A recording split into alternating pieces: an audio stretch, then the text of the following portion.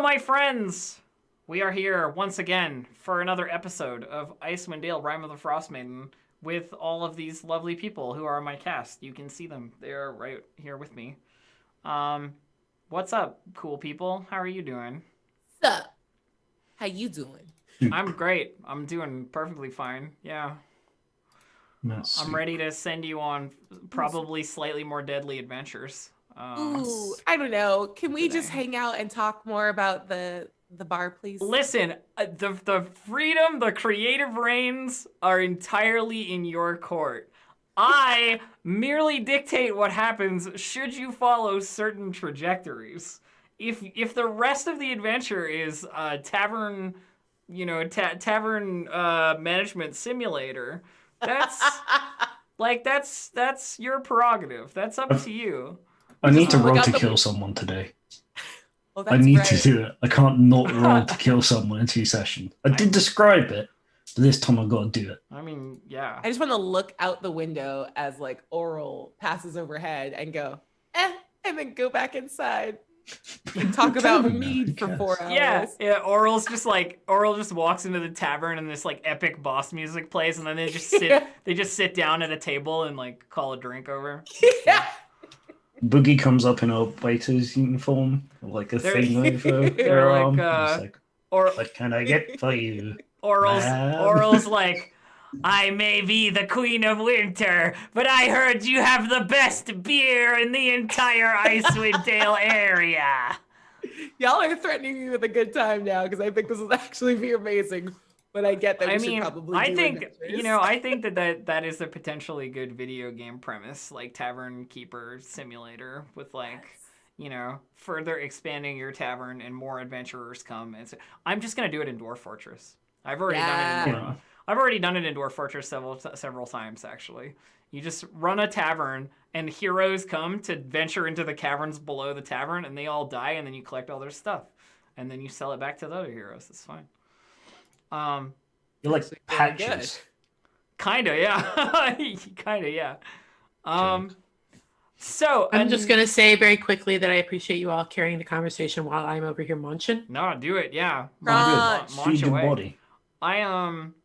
We have like one thing. Yeah, one thing. Our raffle keyword for today, for a copy, to win a copy of Icewind Dale, Rime of the Frostmaiden for Roll20, is hashtag coldbold. Coldbold with a K. Coldbold. A cold, bold tavern. As in the name of the tavern that we have created. Yeah, the Coldbold.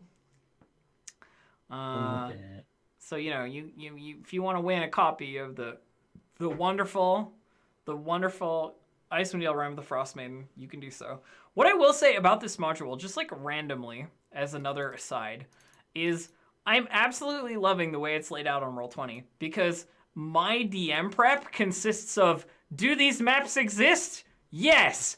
Good. I don't even need to read it until we're on it. It's great. Open the window, read it down like one section at a time as you go through the dungeon. I'm like, all right, I know what's going to happen in the next 3 rooms. That's as far forward as I need to plan. We're good. Heck yeah. We're good. It's right there. It's great. You can run it super easily, and I'm terrible at all of this, so it's easy. No one believes that. No, listen. Sorry. I'm trying to up the confidence of everybody else who. I know, but you're not going to get us to suspend our disbelief this way. All right, that's fine. So yeah, it's definitely a module worth having if you're interested in Icewind Dale, Rime of the Frostmaiden on Roll20. Very easy. So in big D&D news, Tasha's. What's D&D? Yeah, I don't know, but it's something called Tasha's Cauldron of Everything has come out. I don't know why she also has an of everything, because I feel like Mordenkainen beat her to it on this one. She could have gone for like Tasha's Cauldron of Absolute Victory, or like Tasha's Cauldron of Supercalifragilistic Awesome Alidocious, or actually, whatever. It's Xanathar's Guide to Everything. Whatever. You're right. You're right. It is. You're right. It is. Okay, Tasha. I will okay, Tasha. You're right. It was Xanathar's. Tabria. It was Xanathar's Guide to Everything. You think I wouldn't wear that hat if someone gave me the chance? Well, you know what? Mix it back around. At least Mordenkainen came up with a different title. Right? There you go. There you go. Yo. We can dunk on Tasha for that. There you go. Also, she looks like Mercy from Overwatch, and you cannot at me about it. What I will say is she does not look like Mercy from Overwatch if you go back to when she was originally existed in the former... I don't want to talk about the origins of Tasha because she's terrible. No. Like, You got a reboot. It's fine. really bad kind of person. So If it makes you feel any better, the original art for Mercy was essentially what they did for Baptiste. Oh. Yeah, Mercy was like a black dude. Oh. All right. Anyway. I mean, everything is terrible. I mean, this isn't the same. This isn't the same as that. Like, nope. Tasha's. Yeah, no. It's not. I was just trying to move. Just I find there's a lot of interesting stuff that came out of Tasha's. And Dave, I did not see a throwing feat, so I still want you to make it. It's called Yeet Feet, and I will not accept anything not called Yeet Feet. Yeet Feet. Yeah. Let's date the shit out of this feat from jump. Let's go. Yeet Feet sounds like a monk move. It does. So It's like the ability to kick so hard that things like blast off like Team Rocket. Yeah, it's a throwing style where you kick stuff at people. You know, like Yeah. you throw a cup into the air and then like kick it into them. You know, like that kind of. It's like the soccer feat. You like you know, Ronaldo style like soccer tricks. You gotta like bend it like Beckham. Yeah. I don't want to will use say- throwing knives anymore. We ruined throwing. You're I right. will say, I did like when the Tasha stuff came up, I almost switched to one of the feats from Tasha's because there was a lot of interesting ones that let you access other class stuff. Like there was one that introduced like meta magic stuff. There was one that introduces warlock invocations, and I was like, Yeah. do I want to be able to read all writing? I mean, that is the kind of thing that comes in mega handy if nobody else can do it. That's what I'm saying. It's one of those like coming in clutch moves where nobody can read the thing that says like you're all gonna die, don't go in here. Yes. And we dive into a bunch of terrible stuff without reading. So Reading's for suckers. It comes up. Reading is for sometimes. cowards. Reading is for people who aren't owlbear. Thank you. Yeah. Speaking of switch over, like switching Yeah. things over though, Yeah. we've been talking about this for a while about retooling Ursa so she just feels a little more mechanically consistent with like with the narrative of her. exactly and the Yeah. thing I want to play. So I definitely I think it is pretty strong that like Storm Sorcerer ain't it, Chief. Would you like me to create for you a second Bursa character sheet so that you can charactermancer them up in a manner befitting their current choices, and then I can just like assign the token to that one, and then we can like move forward with whatever it is that you want to. I love that. We can do it after this episode. But too. I'll make the sheet now in case you like have an idle moment and wanna mess with it, but we're gonna go with the Beast Path from Tasha's. ooh, I like. Rawr. All right, Thank you, Dave, for the very good suggestion. You should be able to see Bursa B-Side 2 in your Roll20 Ooh. list now. I will eliminate the 2 once they are the original, and then so forth. Bit of it. Do you see it? Am I? Did I? Sorry, I apparently didn't have the like thing open. Yeah, I see it. Perfect. Thank you. All right, good. All right, perfect. So yeah, there's some interesting like class stuff. I definitely like the immediate things that drew my attention were Genie Warlock and Swarm Keeper Ranger. Those were the 2 things that I was like, I'm gonna make one of the 2 soon. Like the Swarm Keeper Ranger is just like, yeah, I like it. I like the class fantasy of that. Is it just like a beekeeper? I mean, it's like insects or like twig blights or pixies or whatever. It's like a swarm. You characterize a swarm, and that swarm works with your character to do stuff. Many baby Groots. Oh yeah. There's some great possibility for like Groots. swarm of beetles with like a kobold or something. Like a little. Yeah, it'll be great. That was It'll be great. I speak for the group when I say ew.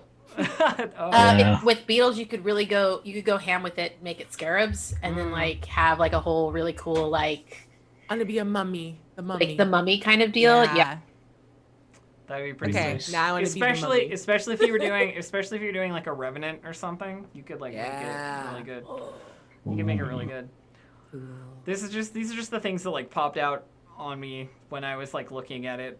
I was like, definitely want to play one of those at some point. But right now I'm busy playing the entire world. So yeah, you're everybody. Question: has anybody ever actually done a D&D game based on the Mummy?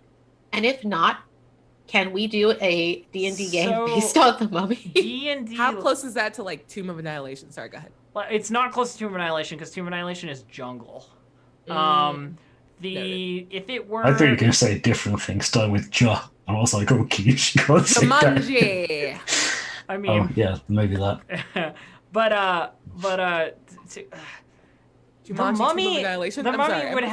the mummy would have to be in like Kalimshan or like Old Netheril or something. You could do some great stuff with like Old Netheril tombs, and I'm not going to say anything because there's you have to have there's a mechanic for accidentally becoming a bisexual. After watching it. Excuse me? You said this word accidentally. Accidentally? And on purpose. Very unfair. But I mean, I don't want to give the game away. It's not a desert, but there may be some ancient Netherese ruins involved in this game at some point. So, you know, if you want your like super magical ancestor analog, it's here. It exists. I want a mummy game, but you play as the mummy to keep like British adventurers from pillaging cultural heritage. Your deal is keep them out, take over the world when they awaken you, and steal all of their cultural artifacts and bring them to your house. Yeah. Yeah. I got really excited with the idea of just going into an adventurous camp. I'm like, all of these are in our museum now. Suck it. Emotep just rolls into the like Great British Museum or whatever and just starts taking shit. Mine. Problem is that museum doesn't have any British stuff in it. I mean, what? It doesn't. My favorite thing from that meme that went around like last week that like what feels like X but isn't actually was like what feels British but isn't British. And someone said the contents of the British Museum and I like peed and died. It was very good. Pretty great. Sorry. Pretty great. I love it. Hello, colonialism and imperialism Feels weird. have entered the chat. Yeah, I don't know. That was I'm still laughing about it. I can't. It's in my brain now. I've just got the image of the actor who plays the Emotep just stealing shit from the museum. It's really good. Oh man. Cool. Friend of the show, that one actor. Friend of the show actor I am tragically not knowing the name of. Oop. But I can't know every actor in everything in every of the universe. It's not possible. So it is possible if you believe. Abria, and then I start singing. That being said, I'm really excited. One of the actors from The Mummy is now like playing a big character in the most recent season of Discovery for Star Trek. Oh, and he's just continued to age like a fine wine. This man, his beautiful, beautiful man. So that was like the Guardian guy. Mm-hmm. There are some actors where you're just like, oh man, you look better than like you did 20 years ago. He's got this lovely salt and pepper thing going on. It's just like, that's good. I feel that. Yeah. I think about that guy every now and then. Just like, hope you're still cute. He is. And then you just move on with your day. Yeah. Okay. A lot of very, very. Right. Gabe, you have nothing to add to this very stupid conversation. Not really. Gabe has been incredibly quiet today. Everything I say has value. So since there was a stupid conversation, I just figured I'd let you know. Wow. Oh, the value is our amusement, Gabe. The value is our entertainment value. To be honest, I was like looking back at Tasha's stuff. I'm actually probably gonna go with the Eldritch Adept feat. Ooh. So I was literally trying to decide between Eyes of the Runekeeper, which is read all writing, or something else that I really like and never get to use is Gaze of Two Minds. So you touch a willing humanoid and then you look through their senses and you can just keep it going. Have that. And part of the reason I was thinking of that is just because like how many of us don't have dark vision? Yeah, that's true. And like Rattle does. So like looking, you don't have, I thought you did. I do, but you're not allowed. Yeah. That's fair. You don't want to get in there. You don't have skelly vision. Actually, that's I don't that's know if I easy. want to gaze through Rattle's, like, because if I can perceive through Rattle's senses, does that mean I would hear the voice? I don't know, maybe. Nah, never mind. You'd start feeling that like all your skin came off. It would be weird. All I have to say is, could try. I don't know, you know. Sorry. Let me rephrase. Could try. I'm good. I'm good, actually. Thank you. I appreciate that. I might have changed my mind on that. I don't want Rattle. I don't want Rattle smoke. So Eyes of the Runekeeper, then, you think? Yeah. Yeah, I think so. Because I feel like just being able to read a variety of things is probably going to be a huge boon, especially in a campaign like this where there's so much going on. If anybody wants to do any like retroactive changing of what they picked for level 4 and stuff, because we're level 4 now, you're welcome to do so. I know that feats are a thing for that. You can easily change. There's all kinds of nice things in the feats. You know, like some psionic shit. Yeah. I'm pretty happy with my 20 in charisma now. I'll take it. I was thinking about that. You can also use a feat to get proficiency in firearms now. I really thought about that one. We allowed it. I mean, are there guns? Does it? Does that bother anyone? Because that is a big question. I mean, that's a good question. Can they not look like guns? I don't know that there are any guns in the module, like as written. You know what I mean? That is not to say that if you didn't want there to be, I couldn't make some be there, because I am all powerful. But that's up to you guys. Like tenor wise, it does change things a little bit. And gunner stuff is usually like artificer related when it comes to 5e. Because it like the guns are all like weird like techno gun, you know. Yeah, that's really a one. Just to highlight asking that question, you need to ask your group that question, because I know it can ruin your kind of fantasy. If everybody else, if everybody else makes knights and wizards and stuff, and you make a cowboy, yeah, it can get real quick. You know, tone matters. Obviously, I'm okay. It just makes me think of that one song. But it just makes me think of that one song, the double toil and trouble song from Harry Potter that was retooled to be like rootin' tootin'. It's like a cowboy. Oh God, have you not seen this, Sabria? Oh my God, I need. All right, I'm gonna post the lyrics in our chat so that you guys can see them and laugh at them, and nobody in the Twitch chat can see them and laugh at them. Order at IHOP. It's so good. That sounds interesting. Okay, so that being said, I wasn't going to bring it up, but the way that I was going, because I knew there would be, as Gabe mentioned, some throwing weapon stuff in Tasha's. It's not quite. I don't feel like it's quite there. I don't think it makes any sense for a rogue to do it, because you waste that ASI and then you spend a feat to get a fighter's fighting style, which feels like a really weak level 4 play, especially when all it does is adds 2 damage to your throwing weapon things to make it on par with everything else mechanically. It's just kind of... Excuse me. Part of that feat is you can draw it as you attack. But isn't that true of like everything? Yes. I thought so as well. I thought you could just do that. Like, I read to the thing, and it's so like... did I? As part of your movement, you can draw your weapon to attack with it. I am now questioning whether or not... Yeah, because it seems totally redundant, and I feel like I must have missed something at some point. Is it? So- Maybe it's like. I don't know. I'm not even gonna question it. I'm just gonna keep. I've heard and been with people who've played it such that you can only draw one weapon a turn. That feels real weird because if you got two swords, you should just be able to. It's like the same movement. It doesn't take anything out. I don't know. Clearly, someone who designed this fighting style does not think that's the case, but it's full multi-attack. I've never worried Actually, that makes sense. I've never worried about like quick. Oh, I guess with multi-attack it would make sense, yeah, because you got to draw like one and then another and then Yeah, another. part of it doesn't matter for rogues, and you're still essentially doing a d4 plus 2, and you could just use a short bow. Which it's slightly worse, but I mean, you don't have to spend a fee on it. Yeah, but you could also throw daggers like a cool kid.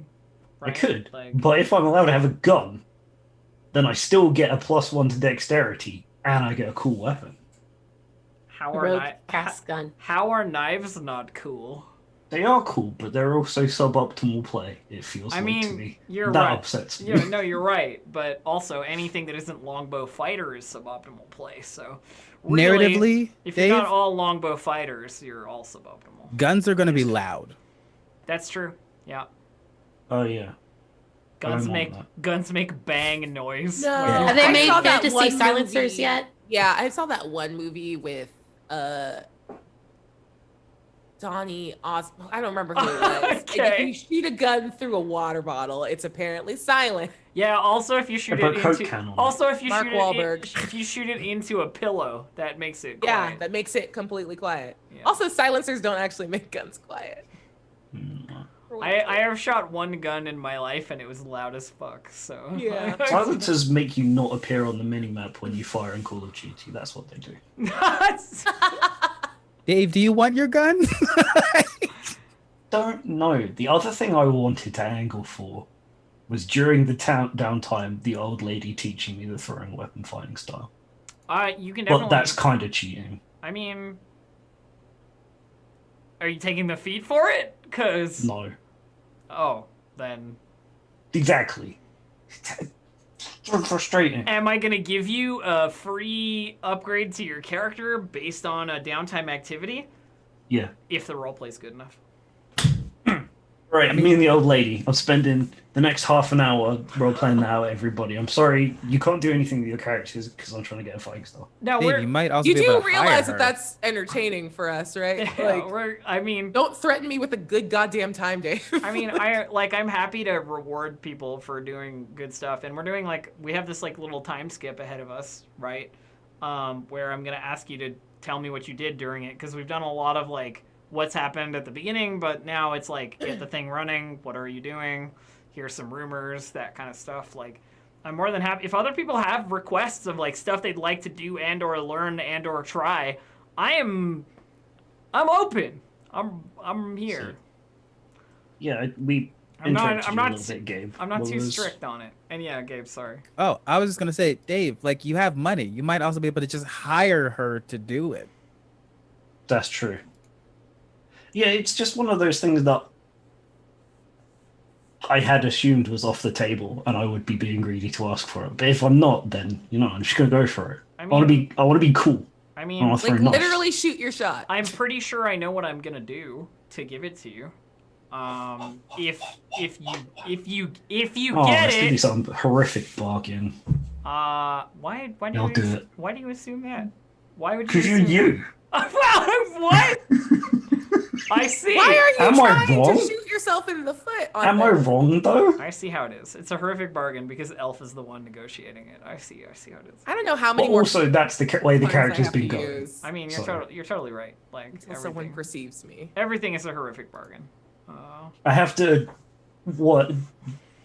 stand on the roof of the hood of a car and shoot the driver as it goes off a cliff.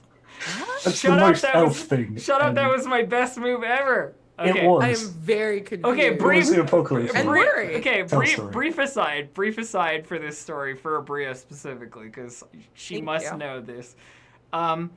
My character was so mad at another character beating them at getting the briefcase full of money that they drove up beside them in their, this is an apocalypse world. They drove up beside them in their like apocalypse car, jumped from their car, letting it crash wherever the fuck it crashes, onto the hood of the other guy's car, and shot the driver of that guy's car in the face while standing on the hood of the car.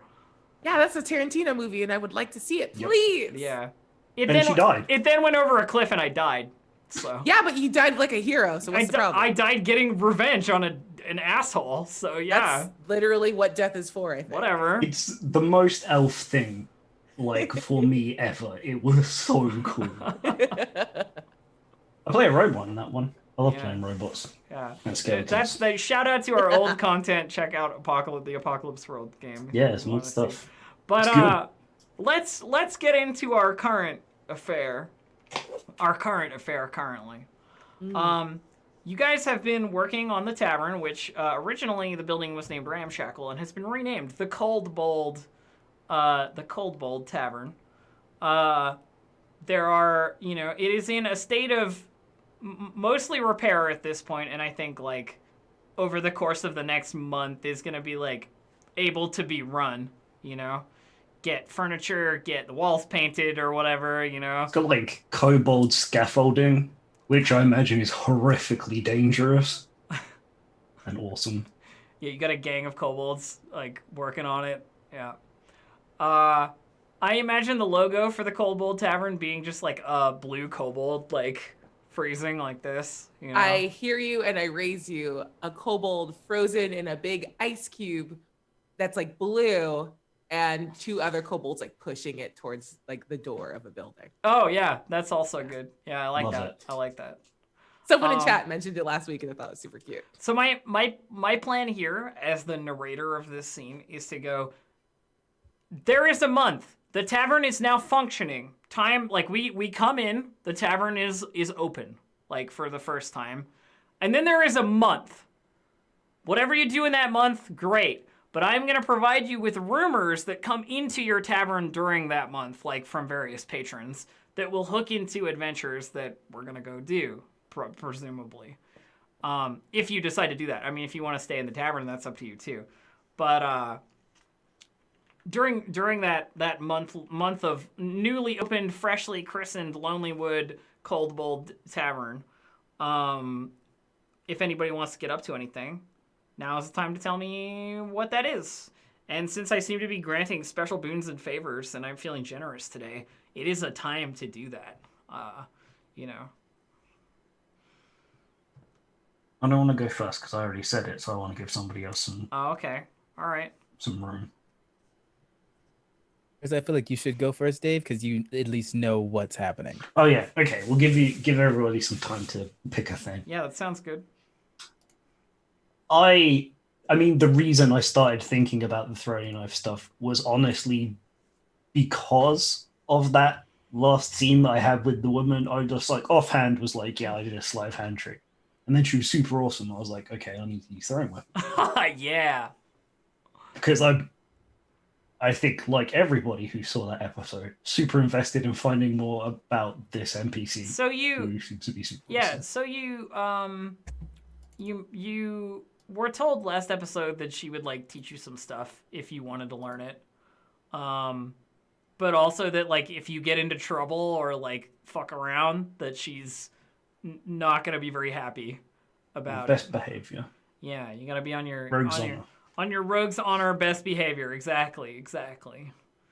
So I mean, she lives and works in the Happy Scrimshander. So if you wanna find her, she's probably there. Yeah, I mean, I'd probably come with the offering of some material for her, like as a present to make a good first impression. That seems legit. Yeah. I don't know what bones are good. What's the most expensive bones to give to someone? It's like a skull, probably, right? I mean, I'm not really sure. I'm not like a bone person, like It's got like the most myself. area to Yeah. cut things. What I would say is that like Scrimshaw is usually about like telling a story in an image. So like good. surface Length might work. like surface area is important, or like like a narrative space is important. So a skull would be good, or like a honestly anything like that. Yeah, just like a selection. Just Go get like an elk that we can cook and eat, and then you can have the big elk head. that would be a fantastic idea. Yeah. I see no reason you couldn't hunt some of the moose that you found that weren't the We've done a lot of moose. weren't We're the moving to elk. okay elk now. All right. Yeah. Sure. But I do also have people bones. Oh, Yeah. all You gotta right. keep those at the Because bottom we of the kill bag. people. And... Yeah.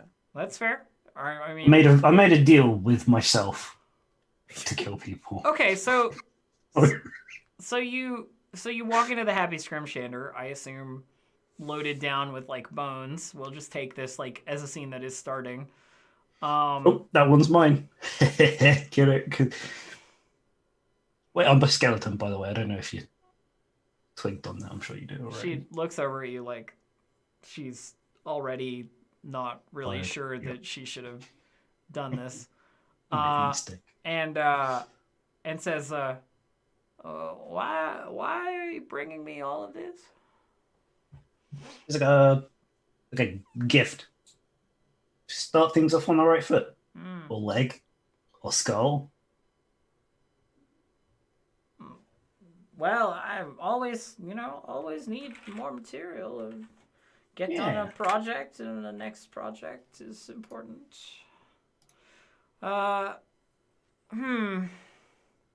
So, you been keeping out of trouble? I would say it's been like 2 weeks or something since you last had the conversation with her. Yes. Yes. I think I did a good job of the last one. Right? I kept it all. It was good. Not too much news came back to you. She like shrugs and goes like, I didn't hear about it, then it was quiet enough. Perfect. See, I'm doing my best. I want good behavior. All right. Well, what do you want to know? Well, I mean, starting with that trick with the where I and then you with Yeah, you can't start with that trick. That's years of practice. What you can start with, and she like takes a dagger out from under the counter that she's sitting behind, and it's just like this very simple, very plain knife, and she just like puts it onto the counter in front of her, and says, what you can start with is this. The important thing when it comes to all good knife work is accuracy and efficiency. No wasted effort. Otherwise, you have to start again, and that's always takes too long. It's like not clear if she's talking about like art and scrimshaw with this knife work or that's not, fine. Yeah, I'm into that. I'll look at it. Okay, so what? The best places to put it? Well, best places. Obviously, you want to hit the right places. But Yeah. it's about being able to do that consistently. And she like points to one of the wooden beams in the shop that is just like holding up the roof, and she goes, that right there, and she like points to a point on it where it looks like there are a bunch of like gouges in it, where something has hit it at like an angle or whatever. It looks a bit like the wall that you would put near, like that would be near a dartboard, that like things have hit the wall like in sort of casual ways that have left like little dents and stuff. And she's like, you have to hit that dead on every time.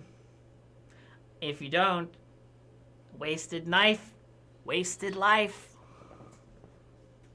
Well, I already have one of those, clearly. You talk. So let's get into it. And All right. she Where do you want me to stand? she like waves you back behind like where she's sitting, like right next to where she's sitting, and she's like, I throw from here. And then she just like takes out another dagger. This one looks a little more fancy, and she just flicks it. And she doesn't get up or anything or like put any effort into it. She just like old lady wrist flicks it into the beam like with a perfect arc, spins, nails it.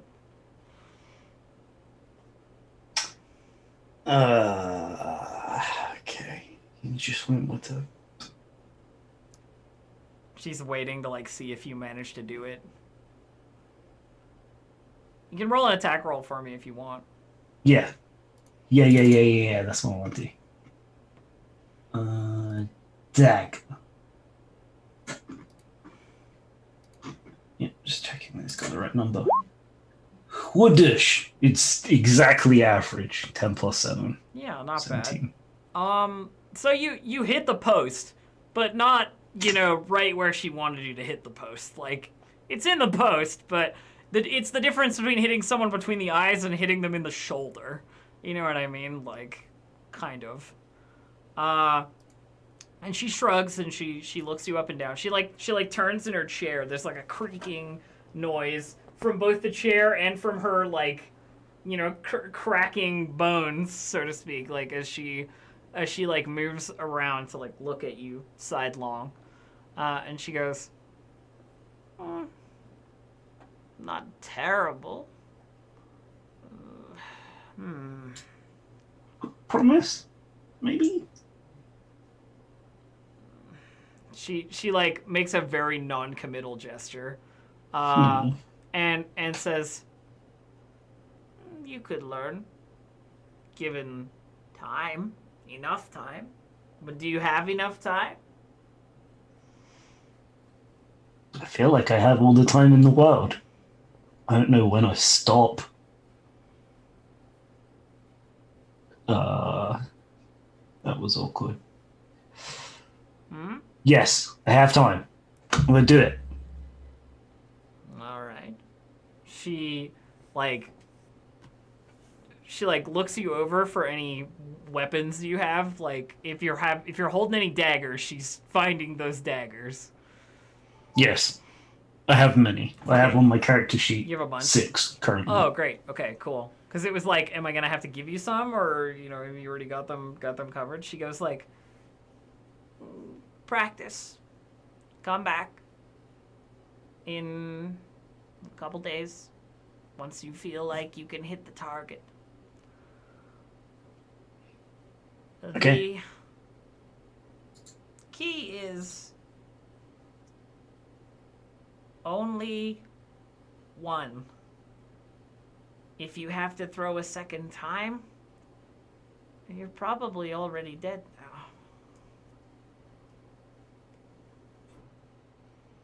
Okay, I've got it. Thank you, teacher. I'm gonna head off and do that. She like waves you off and gets back to whatever scrimshaw she was doing, and like, super unconcerned about it. Like, sets down her little like work of art, and it's on the counter as you leave, and it's like got an image of a dagger on it that the camera like focuses in on. And, Yeah, like, absolutely. as you're leaving, yeah. Cool. All right. Well, that's a good setup. I have a plan for that. Does anybody else like have any character stuff they want to pursue in terms of like stuff I could give you that sweet level 4 like nice reward for potentially? Like I'm looking for opportunities. Like Mine are very stupid. I mean, I would like to gun for brewer and or carpenter.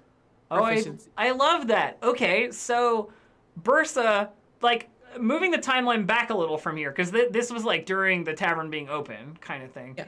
Moving the timeline back, Bursa, what are you focusing on? Is it like, because I know you've been trying your hand at various like human things. What's up, Dave? I noticed there is, and it's slightly different, but you could probably just reflavor it. In Tasha's, there is a feat called Chef, and it lets Yeah, you I don't prepare want to food be for the kid. party and gives them like temporary hit points, and you get proficiency in the. I already picked a different feat that I want to use, but I do like the chef's feat. Oh, Yeah, it okay. is a No, cool no feat. worries then. It's a very cool though. But so like narratively, what do you end up like working on? Because like both of those are different, you know, and like Yeah. does Bursa sort of end up in the like physical crafting realm of things, like make a chair the perfect chair, you know, or I think in she's the like brewing realm of things like taste and sensation and yeah, no, I think it's definitely the like making things. The only thing I want with the brewer, I just want to make sure I don't kill people when Bursa makes alcohol, because I think she likes doing it. And I don't yeah, know if she's I great would. at as long as it's not lethal. I I mean, don't care about being a very yeah, good brewer. I'm happy to narrate that it is fine. Yeah. You know what I mean? Like that it comes out okay. But I think she's actually really I think the thing that she's latched on the most to, like, the only cool thing about being humanoid is like the manual dexterity you get Yeah. to make specific things, and she loves making stuff. And I think all of that time, like getting the tavern up and running, and even the month after, is just a learning curve of like furniture and crafting, and she's gotten really into that, especially being like in Lonelywood, where scrimshaw is a thing. Like that sort of fine detail work is like the fundamental like art and craft of the area, and I think she's really latched onto that. So And it's not like mechanically very cool, but I think it's the no, thing. I really like it. It's good. It's good characterful stuff. What I'm interested in as a GM is what is like the first thing that Bursa makes that Bursa thinks is like perfect. Like it like describe to me the first like success, right? Is it like a box? Is it a table? Is it a chair? Is it a because we're looking at like wood things, right? Is it a Yeah. mug? You know, like what I is think it? I think the first thing she actually gets right is the headboard for a bed. Oh, For nice. her bed in her room. Yeah, I like And she that. carves like a bunch of like it's sort of a bas relief into the headboard. Like the rest of the bed is still just like a big pile of like vaguely mushy things in fabric, but the headboard is this like really detailed scene of like two owlbears walking through the woods. And she's been practicing trying to like carve the things that she remembers when her mind was different, and this is the first thing she got right. And it's still pretty like rough and not like amazingly detailed, but like she sees the thing that she was trying to do inside of it and is just very proud of it. So is this sort of like a, and it's hard to do this when it's like just like the one character in the scene doing their own stuff, so I'm just trying to interrogate it a little yeah. bit. Is this like the first foray that Bursa has had into like art as well? Yes. Because 100%. yeah, because this isn't just like making a chair, you know, it's functional, it's a chair. This is like going back into your history and like making a picture of a thing that you can then show to other, like that's really cool. I like that. I don't know. Yeah. I don't know. I think she like was working on making just functional stuff for the tavern, and then probably made another trip back to Targos to go visit her like little family and go pet some dogs. And then like saw decorated furniture, because she was only a humanoid like a very brief time before. Well, was it Garrick? I can't remember if it was Garrick or Gareth. Makes figurines, right? So yeah. So then she was like asking and like pulled out her little figurine and was like, how do you like explain this? And then after a couple conversations, those are really the only people that she talks to outside of the group. Like she got this understanding of like creating something that isn't functional, but it like makes you feel a way. And so she got into like making things that make her feel things. So how does this like first successful like foray into that like realm of things make Bursa feel? Like what is the feeling behind it, you know, for her?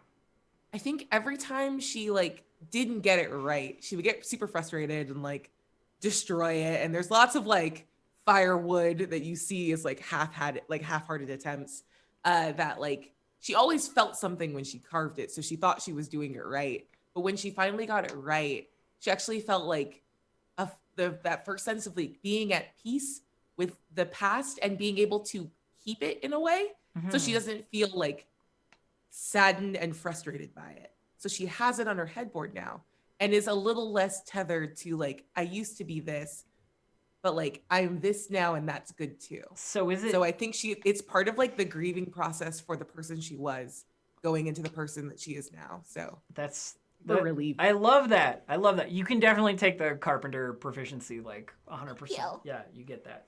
You get that over this course of time for sure. And inspiration, obviously, but I really like the idea of that like art therapy. You know what I mean? Like using expression to like feel better about the current situation versus the past versus that's cool. And it like adds a layer to Bertha that I hadn't considered. So yeah, I think she talks more now too. Yeah. Do her and Boogie just like chat it up all the time now? Because she speaks she speaks some Goblin, right? So yeah, I think she talks more in Goblin, especially because like I imagine that the rest of the group is like off doing cool stuff. Like Rattle for sure is off being trained, so she probably is way more like ebullient in Goblin than in Common right now. But like that can change over time. But like yeah, I think she isn't locked in her like memories as much anymore and is like has like a good friend and like makes alcohol and they drink the alcohol and half of it's terrible and like they're just like chilling and she's like this is good. Boogie is always around to give you constructive criticism on whatever it is that you're doing. His criticism is their criticism is useless because they have no sense of aesthetic at all. They're very not an artist, but They appreciate that you like it, I guess. Whatever. Yeah. I'm imagining a bunch of scenes with. For some reason, I imagine you two have like a beat up couch, even though they kind of don't exist. Just in my head, there's a lot of like sitting on like a couch with springs sticking out of it. 100%. Yeah, you're kind of not real, but it'd be so. Yeah, good. no, I like that. I like that. Definitely. Totally it. Definitely add Carpenter. I like that. Yeah. Boogie, the one supportive friend who likes all your art posts on Twitter. Yeah. Yeah, exactly. One like. Thank you, Boogie. Yeah. Does anybody else have anything that they're like, I would really like to pursue this like minor thing or this like feat or this like improvement to my character that's like not technically within the rules? Gabe, you're looking like you have a yes. Yes. All right. So I have a whole string of things that relates to my class and stuff. Love it. Vicaris is specifically going to go to Tourmaline. And he's going to go talk to Speaker Mastu and ask if he can look in the mine for metal. Okay. And as he enters the mine, there's probably some like wave or like flashes of the Draconic Pantheon speaking to him, and then he feels like his eyes not necessarily burning, but a sensation which might lead into the Eldritch Adept for the eyes of the Rune Keeper. Yeah, what I will say is that the mine is gems mostly. So metal is probably not. Well, where would I go for mining metal, would you say? Yeah, so there are some dwarven like encampments. That's perfect. Let me look because I have like info about them, but I'm fine with that. They're not the major towns, is the thing. Like they're like their own thing. Okay. There's a quest about it. I think it's this one. I just need metal. Yeah, so near the base of Kelvin's Cairn, where you passed by before and you saw that like dwarven mining encampment, there is a mine, and it is this mine at this location that brings like the metal to the black iron blades, for example, to like that leads into what I wanted to do stuff.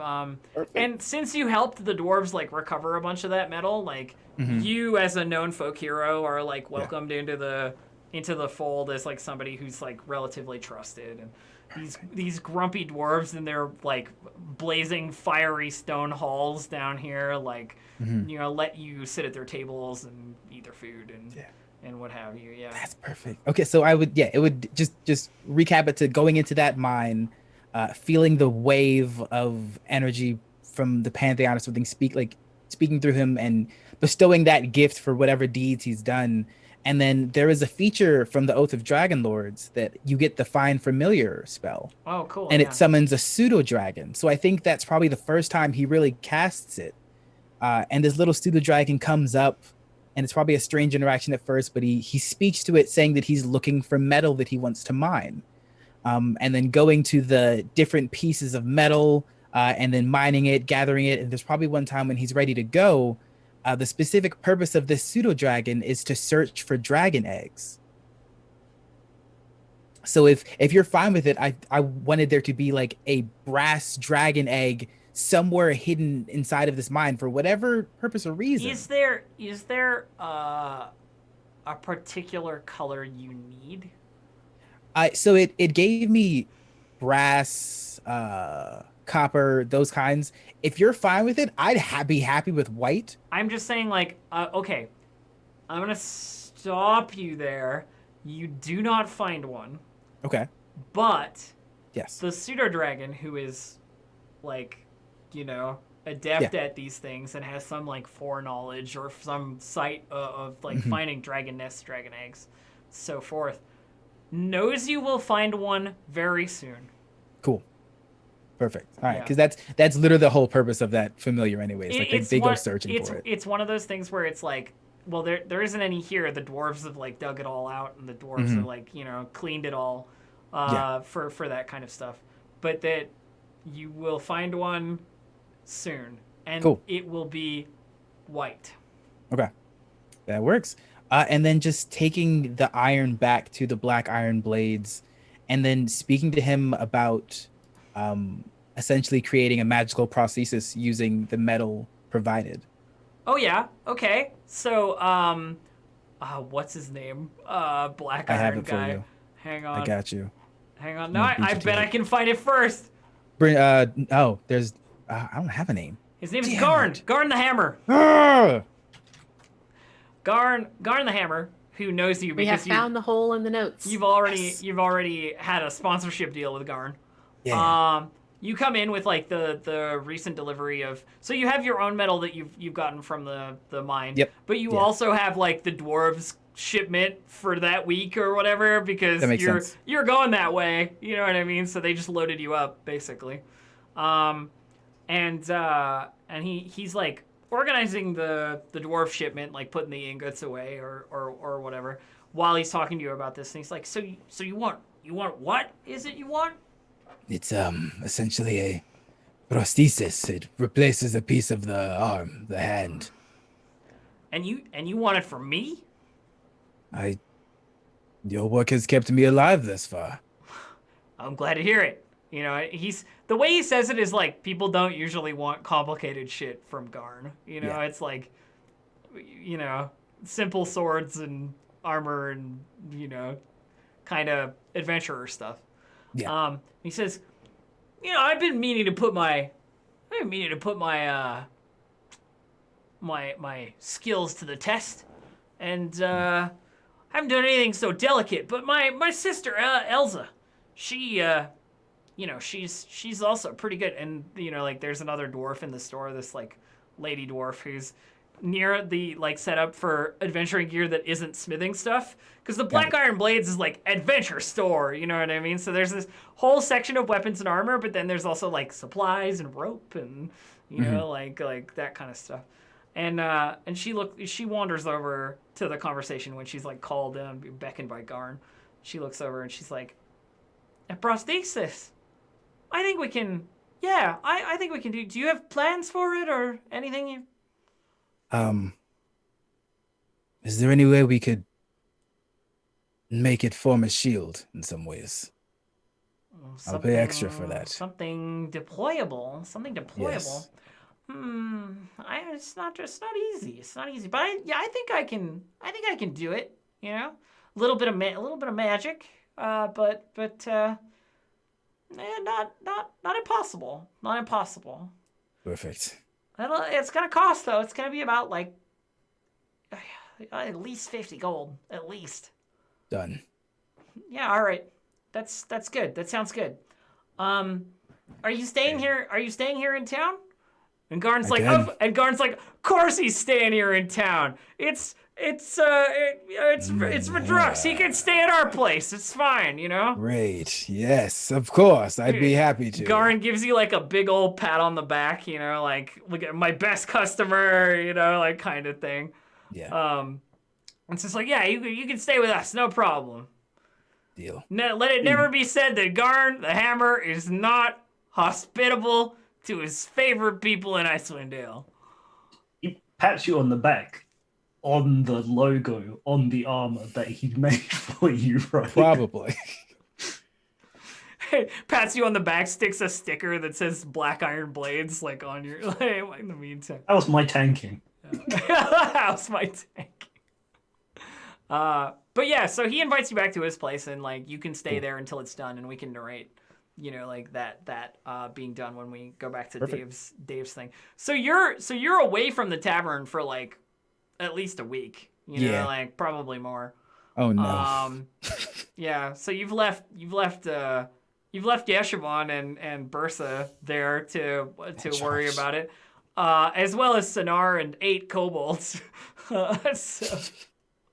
What, Great. you think we can't handle that? I'm worried about how you're going to handle it. You don't need to worry about that. Yeah. That makes me more worried. Yeah. All right. Yeshivon, have you got anything that you'd like to maybe do? I don't think there's anything particularly that I want in the form of boons or anything like that. Like Yeshivon's in a pretty good place right now, just in general. I feel like really good about, you know, their level up. I think that if they're doing anything, they're probably building up contacts by way of just shameless carousing.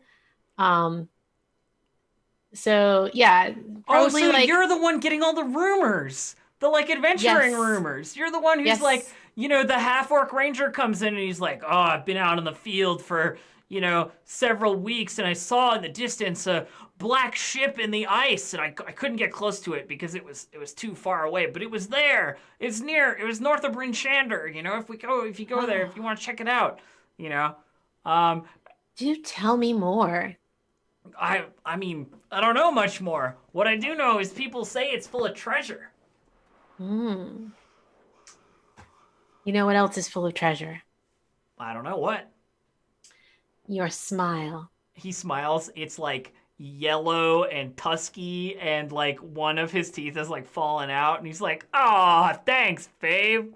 Like totally irrespective of gender. Yeah, I think that Yeshivon just spends their time just like picking up every little piece of gossip, but also not just every now and again when there are enough of us around that they don't have to worry about it. Like they might pop out now and then and like go to one of the other small towns to just kind of like, you know, get to know whoever their speaker is, like kind of, you know, slip them the occasional coin or two to be like, if anything comes up that like you need taken care of, you can just call us. I also think you probably get pretty close with the Lonelywood speaker because she for sure. she becomes a regular customer, right? How close is close? Our dear Nimsy Huddle. I mean, how close do you want it to be? I mean, I'm That's down the for correct comeback. I'm sorry. I'm down for it to get as close as it possibly can get. You and Nimsy Huddle spend some very saucy nights together in either your room or hers. You know, I know both. Mostly, I think in the Cold Bold because her kids are, you know, I think rowdy. that Yeshivon is super respectful of the fact that, you know, young children will ask questions and, you know, sometimes it's the young question of, oh, is this our new parent? And Yeshivon doesn't need those kind of questions in their life. No, not yet. No, definitely. No, maybe not ever. So it's like, I think one night when you've just had like this very happy, very like warm reception with Nimsy, you know, and she's headed back to her place so that she can be there when the kids wake up. You know what I mean? You're just settling down. You're just settling down to bed in your new, nicely appointed room, and you hear a voice in the darkness that says, "Aw, cute." And you recognize that it's definitely your dear friend Siora lurking in the dark. Hello, Ciara. So this is how you're spending your time now? Not the only way. And she like manifests a physical shade in the room, as if she's been like lurking in a shadowy corner where there's no way you could see her, and now she's like starting the conversation. And she says, "Not the only way? What other ways? Do tell." Well, I'm trying to set our group up for future success. And in the right circumstances, that will give me plenty of fodder for you. Her shade leans in, folding its hands behind its back, and goes, "How's the magic? Enjoying the magic? Like the deal we've made?" I mean, so far. That was rhetorical. I haven't seen much light snuffing recently. A little disappointing. Well, I do have to be very careful. Snuff out the wrong light, I could get myself into a lot of hot water, which isn't easy to come by up here. She like tilts her head and considers and like looks thoughtful. Yeah, do Kalishtar have dark vision? So she like wanders around the room. There's like these silent footsteps. It's like a mime almost, because there's no sound effects to the shade that is moving. And eventually ends up like leaning against the back of a chair, in sort of like a mockery of like a casual conversation. And goes, "I appreciate careful. I was careful for a long time. So careful. Such a waste of time. Tell you what, since you're so dependent on all this illumination that we're dealing with, let's make it easier for you. I can help you with that." And she reaches out towards you. I don't know if like you would stop her if she were about to touch you, but her hand like reaches towards the side of your face, like someone might hold a, like an affectionate cheek caress. And she goes, "Soon, Yeshavan.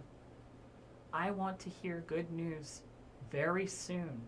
And she's looking at you very intently. There are no eyes, there are no features, but you can tell that there's this like penetrative gaze on you. And the hand on your cheek washes across your eyes in like a swift, like it would be a slap almost.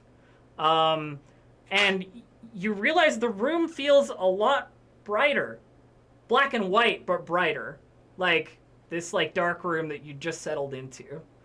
Like everything sort of like fades and fuzzes, and then there's this sort of like black and white comfortable vision of the room. You can see the details on the desk, you can see like the frame of the window, the illumination seems irrelevant, right? And she steps back and she does like a spin on her heel to like walk away, her arms still folded behind herself, and she goes, "Soon, Yeshavan. I'm running out of patience," and strolls through the closed door and disappears, like as if she were a ghost phasing through a wall. You can add dark vision to your sheet, by the way. Mm-hmm. Yeshavan kind of like sort of rubs their hands over their face and their eyes, and then lies back against their pillow and looks up into the not quite as dark. It is a weird sensation. Like, there's a sort of like tingling burning almost like behind your eyes. Like an influence you're not quite used to.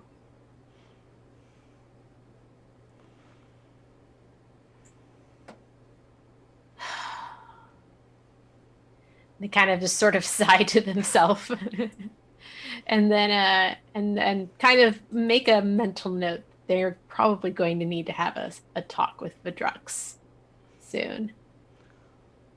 Yes, the shade that's tormenting you for the deal that you've made. Maybe the party should know. I can just read words good now. I don't know what your eyes is doing now. I'm scared. Everyone's got specialized. Weird times. Yeah, I don't know. That seemed you didn't have any idea what you would like as a boon, so I just dealt with that for you.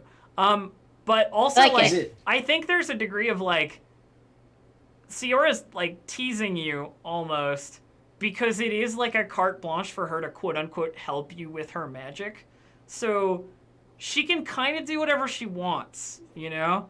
So there's this like what's going to be next kind of worry that maybe Yeshivon might consider. I've got more control over you than you thought. Like this. Yeah. Yeah, like you can Is it just dark vision or is it the warlock invocation? It's just dark vision. That makes sense. Yeah, it's not whatever the Devil Sight. It's not devil, Devil sight. Sight. Yeah, it's not devil sight. I always wish Devil Sight was better. Devil Never Sight quite is- as useful. It's legit.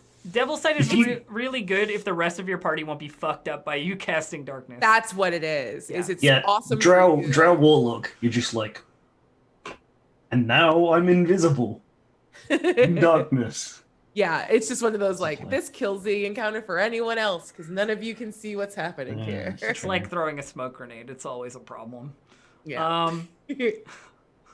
But yeah, so Siora pays you a visit, but otherwise you are killing it with the like socializing during the like tavern days while everybody else is away for weeks at a time. You're hearing the stories from like a pair of halflings about like a house in the woods that nobody's been to in many years. You're actually let me roll the rumors and I'll give you the rumors like verbatim for what you hear. There is the one about the ship. That one is like a rumor that you should know. And then I have these other rumors that I can roll for chapter 2. What's Yeshivon's favorite color?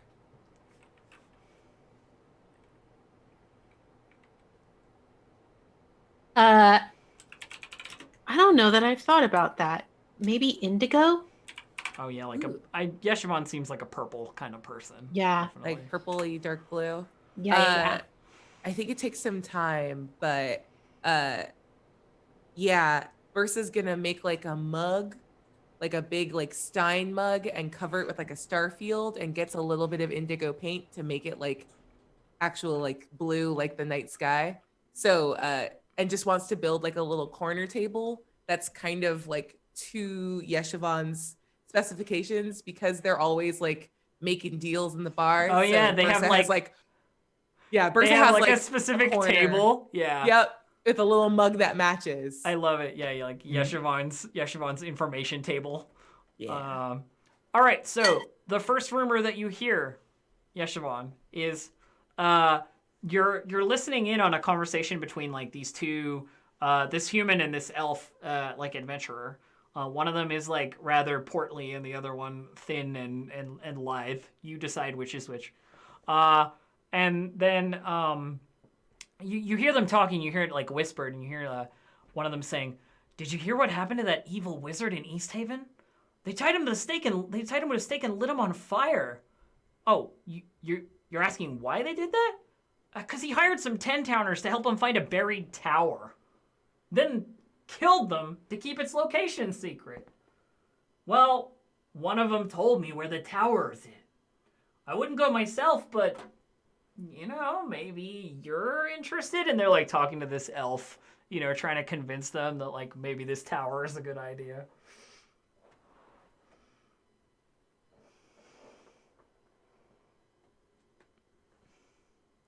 Tower. Mm-hmm. Hmm. Near East Haven. The long fire. I think Yeshivon kind of makes a mental note of that to themselves and sort of tries to get a decent look at who it is that's trying to convince this elf. And I guess mostly they're observing who these people are and trying to get as much details about them as possible. Kind of scouting the competition a little bit. Does the elf even seem interested? The elf doesn't look like they're like, you're fucking joke. You know what I mean? You're like, they're clearly not believing or otherwise like afraid to believe that it might be true. because a buried tower and a wizard who will kill the people who found it to keep it a secret, like, there's some arcane potential there, in terms of like stories that have been heard and rumors that have been told previously.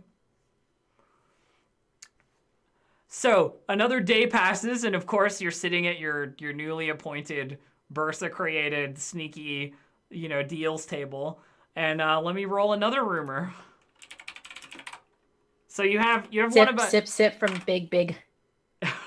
So you It is have badly done. So you have But one Bursa did her best. one about a tower near East Haven, and the next one is this one's a gimme, but I'll give it to you because it's the one for the ship that I told you about already, but I didn't read verbatim. But the verbatim is that the half orc that was talking to you earlier says if you head northwest out of Bremen, you'll see a pirate ship frozen in the ice less than a quarter mile from shore. No one's sure where it came from, but it's not going anywhere so long as this dark winter lasts. I bet its hold is full of treasure. So There's no way we can't do that one. I'm fairly certain that Rattle would lose their mind. northwest of Bremen for the boat. And the last one, because I said I'd give 3, including the ship. Oh, 1. You hear some people talking about the Frostmaiden, like in specific about Oral, and they're whispering. It is a group of gnomes. There's like 3 of them all whispering together. And the stuff that you glean from the conversation is that they say the Frostmaiden lives on a misty isle hidden among the bergs in the sea of moving ice. There's a mighty strange whale with a boat on its back that swims in those frigid waters. I bet it knows where the island is. If you can catch the whale at Angajuk's Bell, an old anchorage, you gotta ring the bell by hanging it on the pier to call it. A whale with an island on its back. Mm-hmm. I think the who do they hear this rumor from? As they're listening. There are like 3 gnomes talking to each other, and there's this like brightly purple-haired gnome who's telling the other 2 gnomes this story. And she like looks up and sees that you're listening and that you're like paying attention from your corner, and notes you. What if that whale is what is being depicted in my Big Love carving? Big Love. Have you seen this whale yourself, or only heard of it? Oh, I am going into this, and she talks to you. This like brightly purple-haired, freckled-faced gnome says, I'm not gonna go into the sea of moving ice. I just heard from a really reliable source that the whale's out there, the island. Do you know if anybody has made an attempt to find it? I mean, you talked about this bell that you have to ring. Is that something you also have to find? No, the bell's at Angajuk's Bell. It's named for the bell. If you ring it, the whale's supposed to show up with the boat on its back. That's what I heard, anyway. It's a lovely little story, isn't it? Yeah, and then, if the Frostmaiden lives out on an island out there, I don't know why you'd want to go there, but... Well, I imagine that certain people might find it very interesting to talk with her. I don't think she does much talking. Possibly she doesn't, but everything speaks in its own way. I guess that's true. The shrub in the corner shakes its branches a little bit.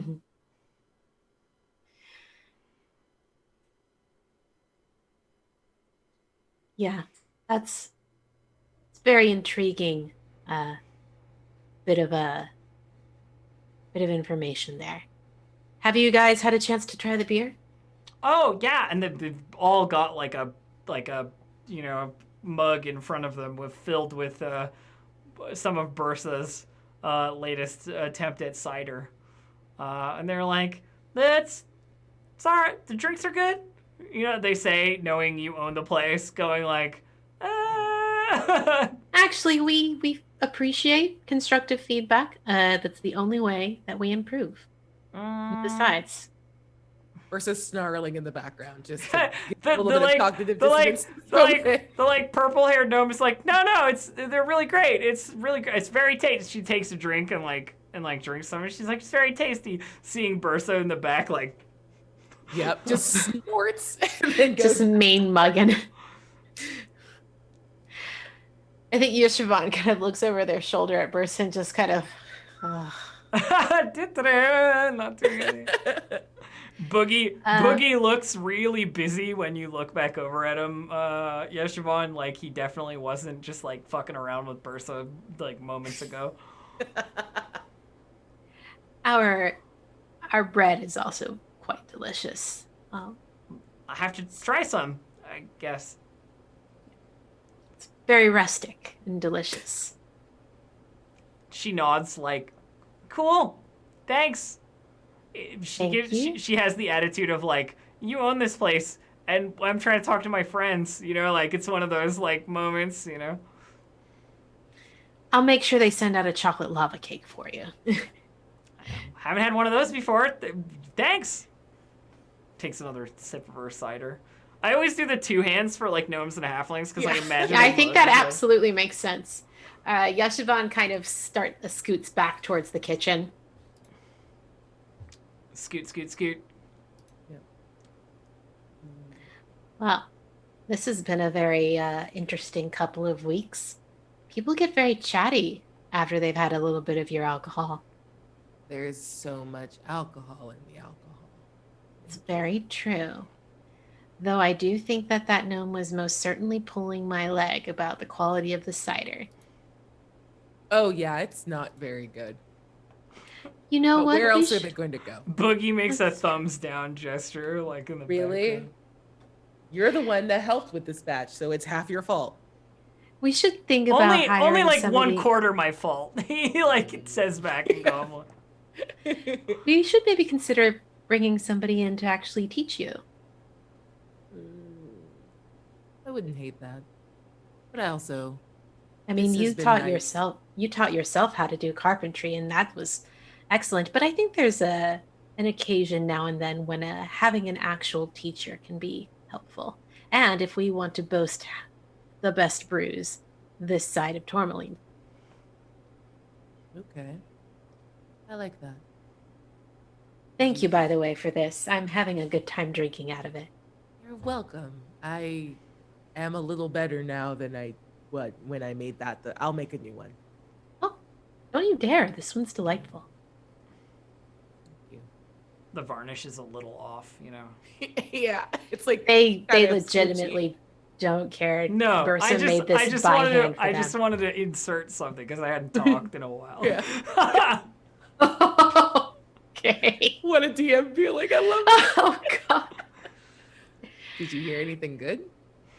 A couple of things. There's apparently this mysterious tower in East Haven where some sort of shenanigans are happening. Sounded pretty interesting, though. For some reason I'm foggy on the details. I'm going to have to check in with my memory about that at some point.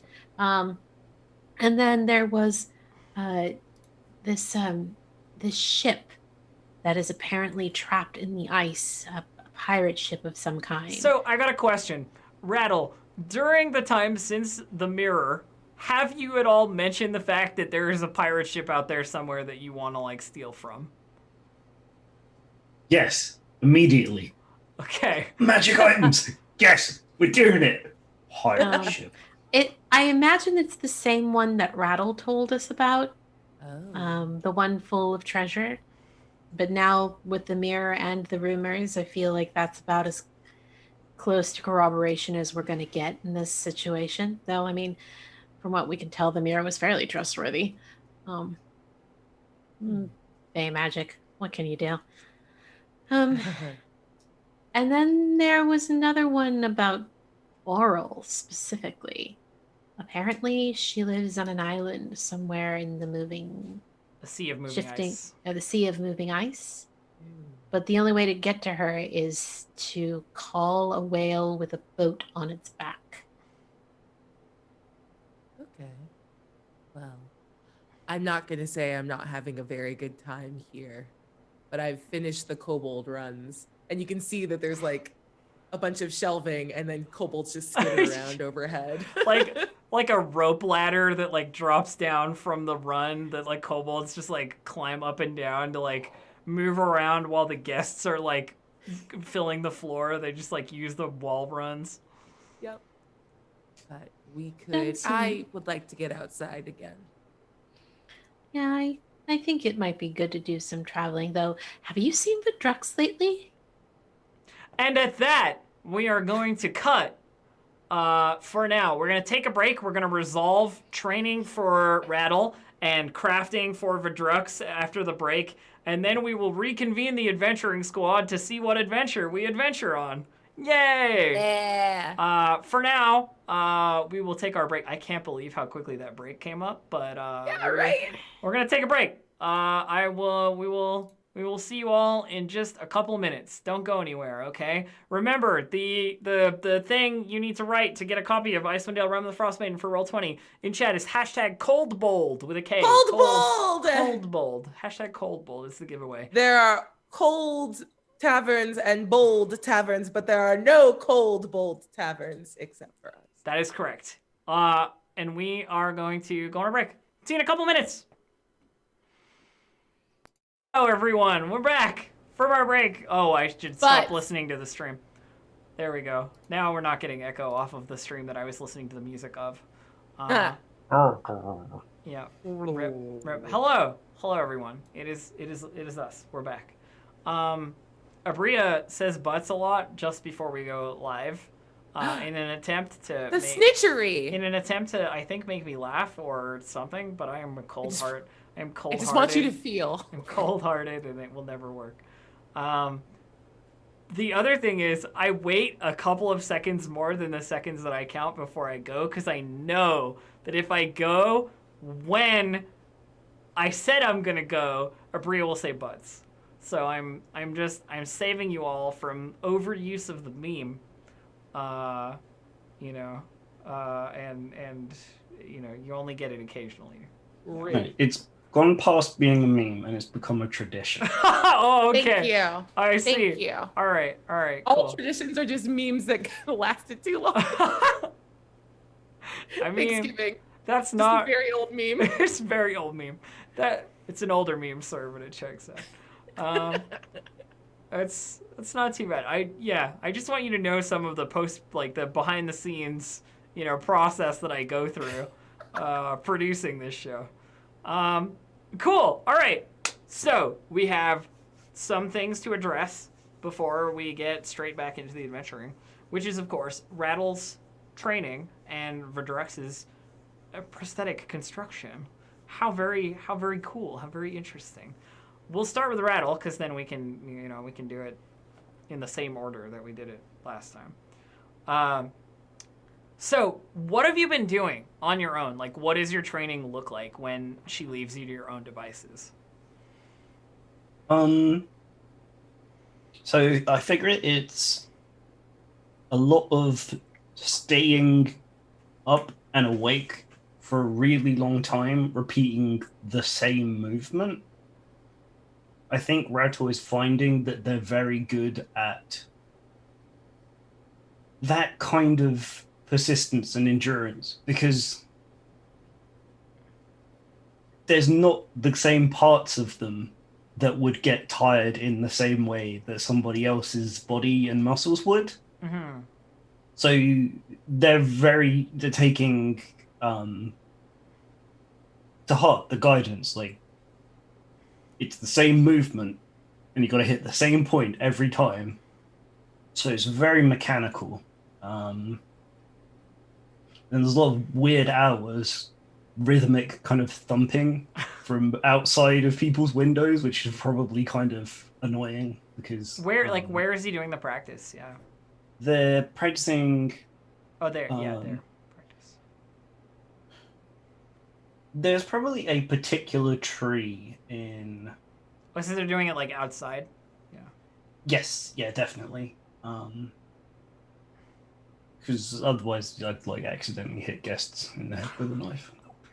Yeah, that's not good for business generally. No. Which building is ours again? Is it this one? Yeah, it's that one. It is. Hang on. Let me just. I'll get a pen and I'll. Yeah. Uh, Some of the ones down here. So. This one. There you go. Yeah. Okay.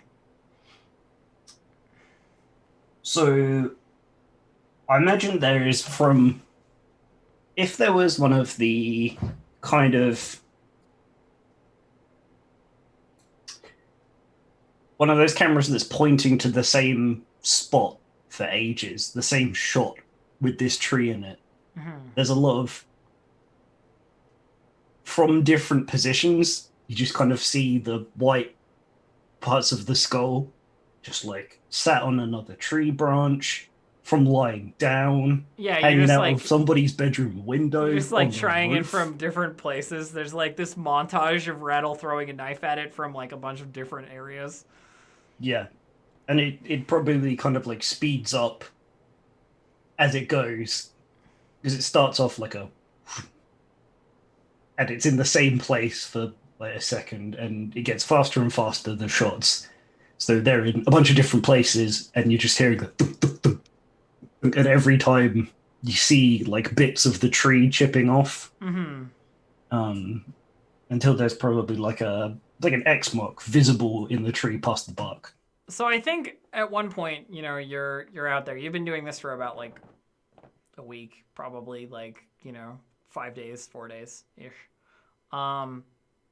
You're working like late at like weird hours. It's like 2 a.m. or whatever. And you hear a voice behind you that's like, "That's enough." Oh, you're gonna have to teach me that one. How are we there? You think I wouldn't watch a person I told to practice? I guess not. Never know if a student's being naughty. Like 12 hours a day out here in the backyard. I've not had time to do anything wrong. No. If I'm doing some stuff right too. You're doing better than I thought you would. And you're up at all sorts of hours, which is helpful in the end. People who don't dedicate to their practice, they die very, very easily. After a certain amount of time, everyone makes a mistake if they don't keep at it. Except for me. I'm starting to suspect you are more intimately familiar with death than I am, and I'm a skeleton.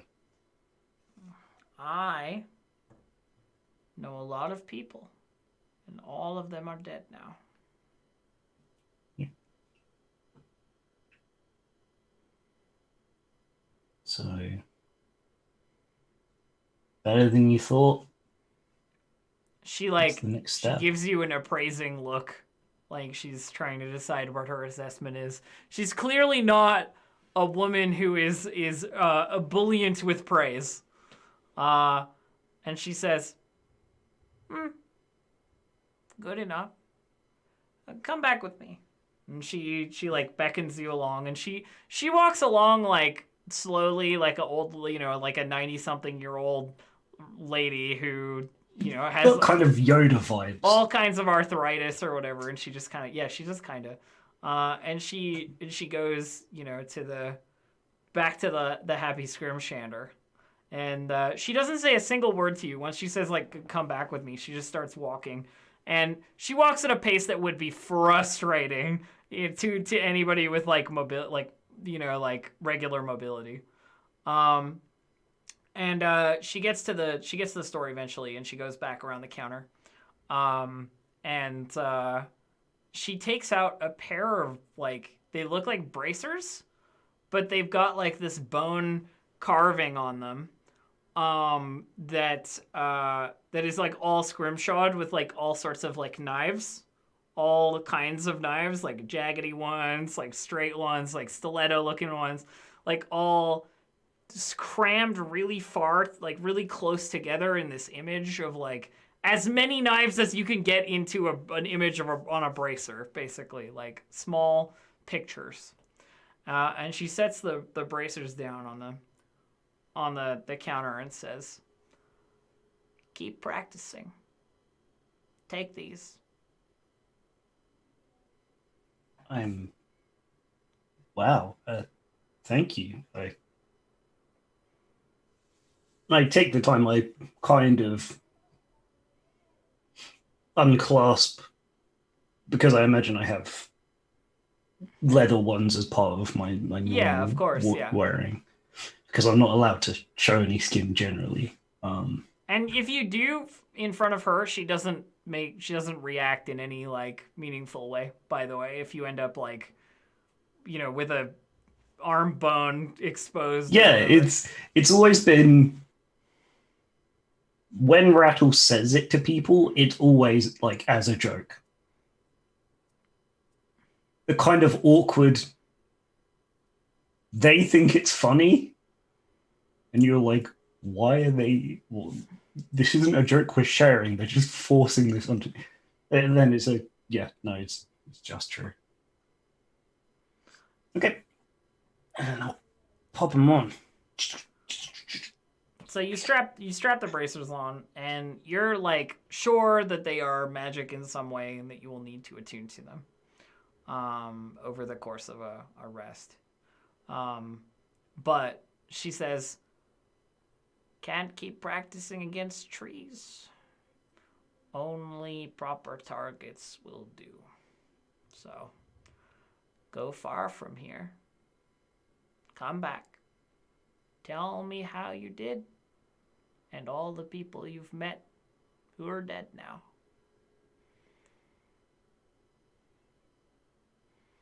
Is there anybody in particular you have in mind? While I'm out and about.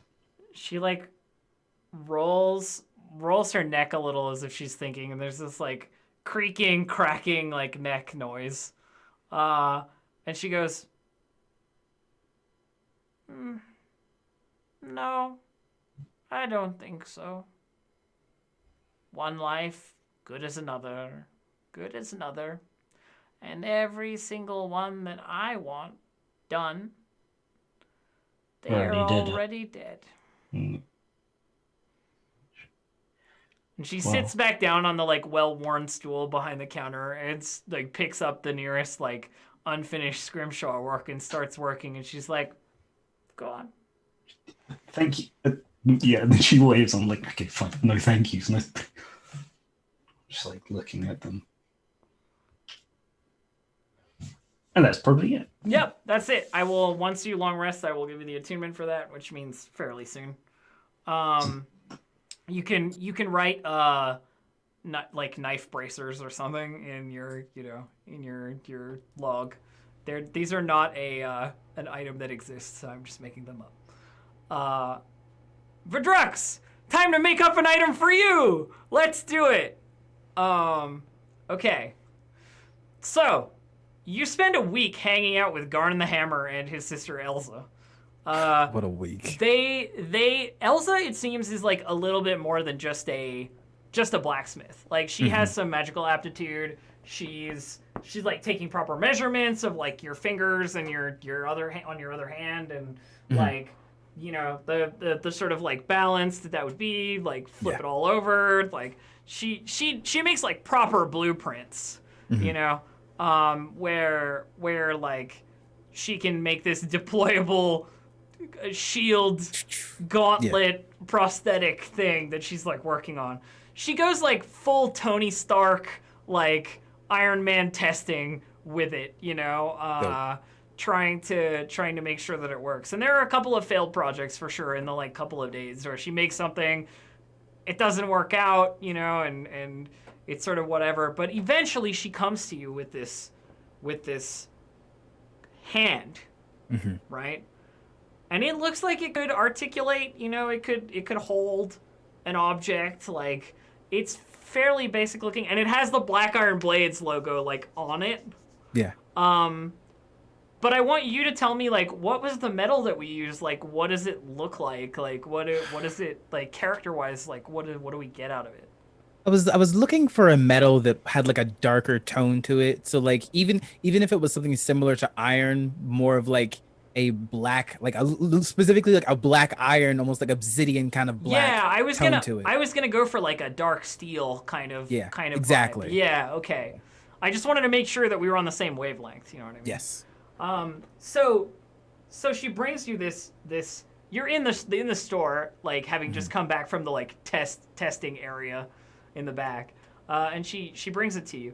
And she says, I think this is the one. I'm excited. And she says, do you mind if I, you know, like? Please do. So you hold out your arm and like let her. Yep.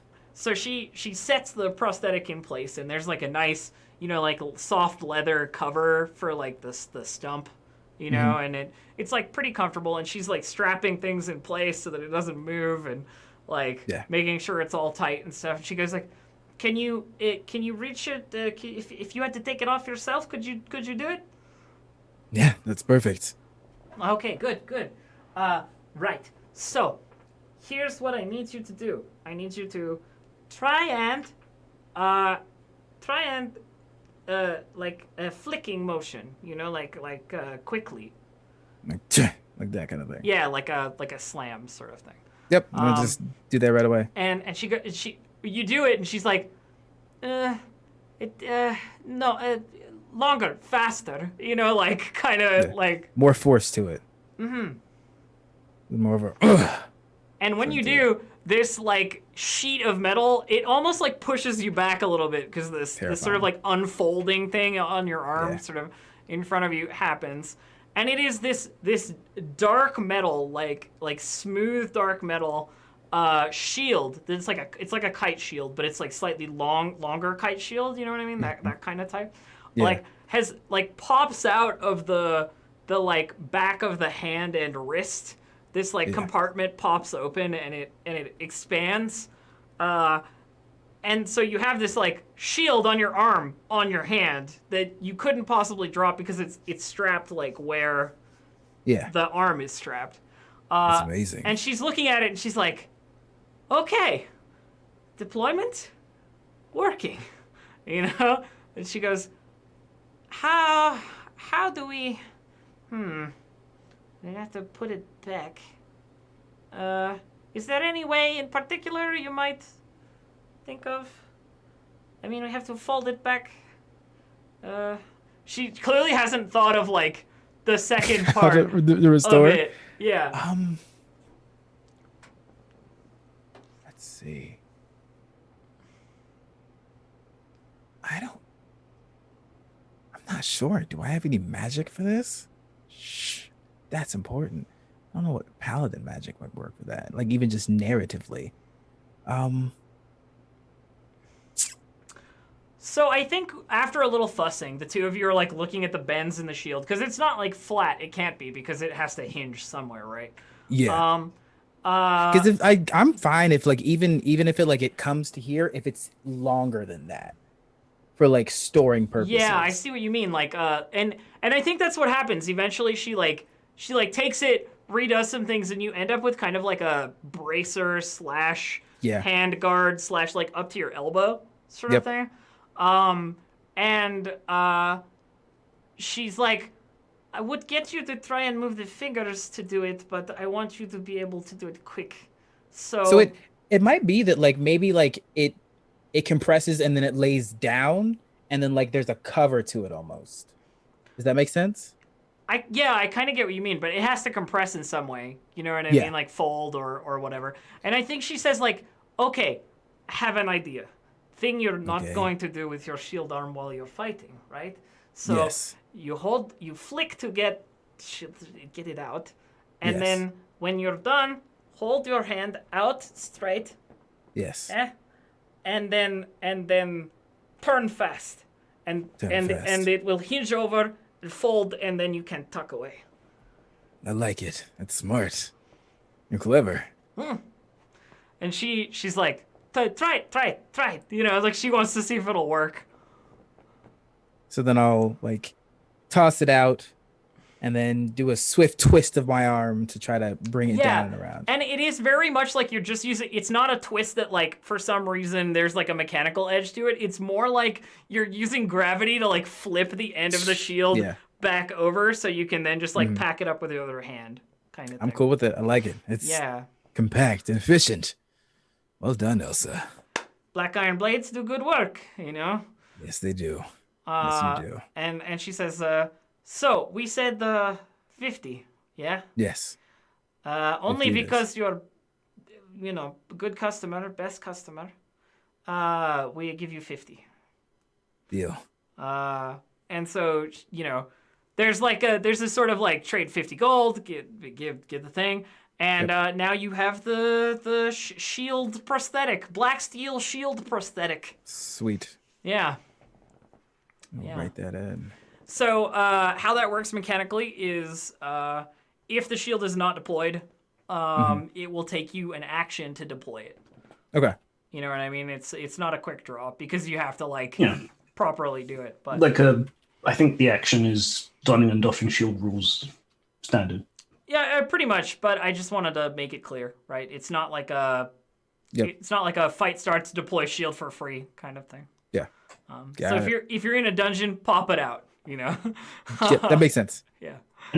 I don't want to hijack your thing, but the image just kind of came to my mind.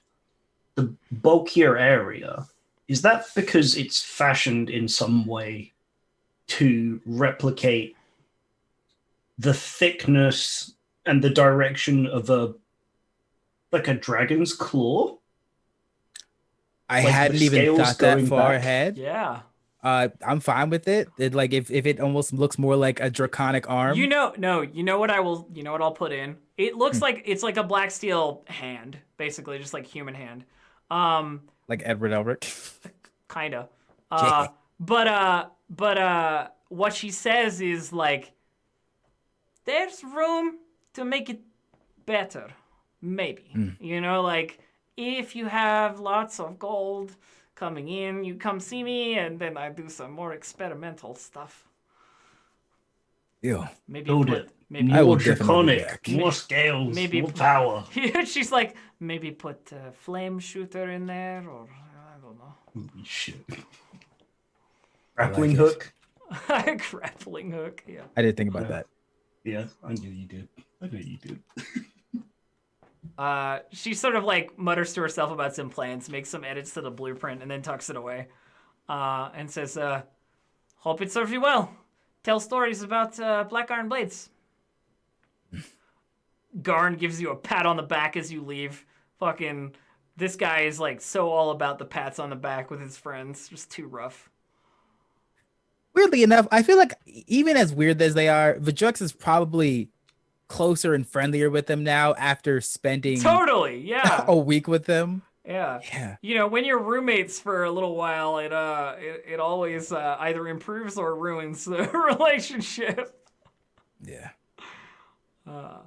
Yeah. Thank you very much. Yeah. And he says, "You're welcome. Come back anytime.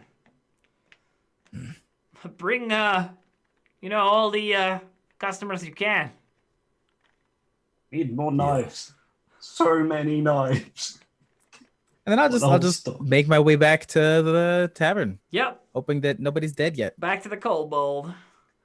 And so the group reconvenes once again. Unless there's anything else I need to address that somebody wants to talk to me about. Anything? No? Okay, good. The group reconvenes. So a day passes, Dave, so you have a long rest. Your bracers grant you the thrown weapon fighting style. That is their magical effect, that while you are wearing them, you have the thrown weapon fighting style. Oh, baby. And so what is the, like, I assume Yeshivon gets everybody together to like talk rumors and adventure, right? Where are we doing that? What's going on? I wanna hear it. I think the moment Bedrux is back in town, they of course follow him up to his room, not giving this one a moment's rest. And I guess just as he's going in, they're like, Hold on a moment. It's good to be back. Yes, Siobhan. What can I do? While you've been off having your little adventure, I have been collecting information on our next one. So if you don't mind joining us down in the kitchen, we can feed you and we can give you the information I've managed to get together. Only if you can cook better than my new wife. All right, yeah, let's go downstairs. Excuse me? No, it's fine. Let's just go downstairs. 100%. I sent 2 kobolds to go and eavesdrop, by the way. There's just like a little bit like Looking up the stairs, like. I'm gonna roll an insight check on that one. Yeah, go ahead. Yeah. Why is joke's he on you. kidding I me? don't speak the same language as kobolds, so all of their eavesdropping means nothing It's to me. useless, yeah. Also, the kobolds like Vidrux more than you. Yep. Nah, I know he's bullshitting. Yeah. 18 insight. There's no new wife as far as you're aware. You think you're so funny just because you're cute. Fine, sorry, it was a husband. Whatever. Let's just go have this conversation. I'm the funny one. I mean, I'm not listening either. You I funny guess bone. people, You hear Missed Buggy you. laugh. as you can see, we all missed you. It's good Yeah. to have you back. And what's this? Yeah, I like it. That's cool. I'm gonna pull out my little pseudo dragon and say, "This is Frost." Had a baby? Yes, with my husband, wife. What is this? You know that there's a gender neutral word for that. It's Yes, called but I spouse. have a husband and a wife. That Both? You No. mated? this is all a lie. This is all a lie. This is not Is- my baby, by the way. The kobolds are like totally into the pseudo dragon. They just I spent like 2 weeks with an old lady throwing knives in the woods.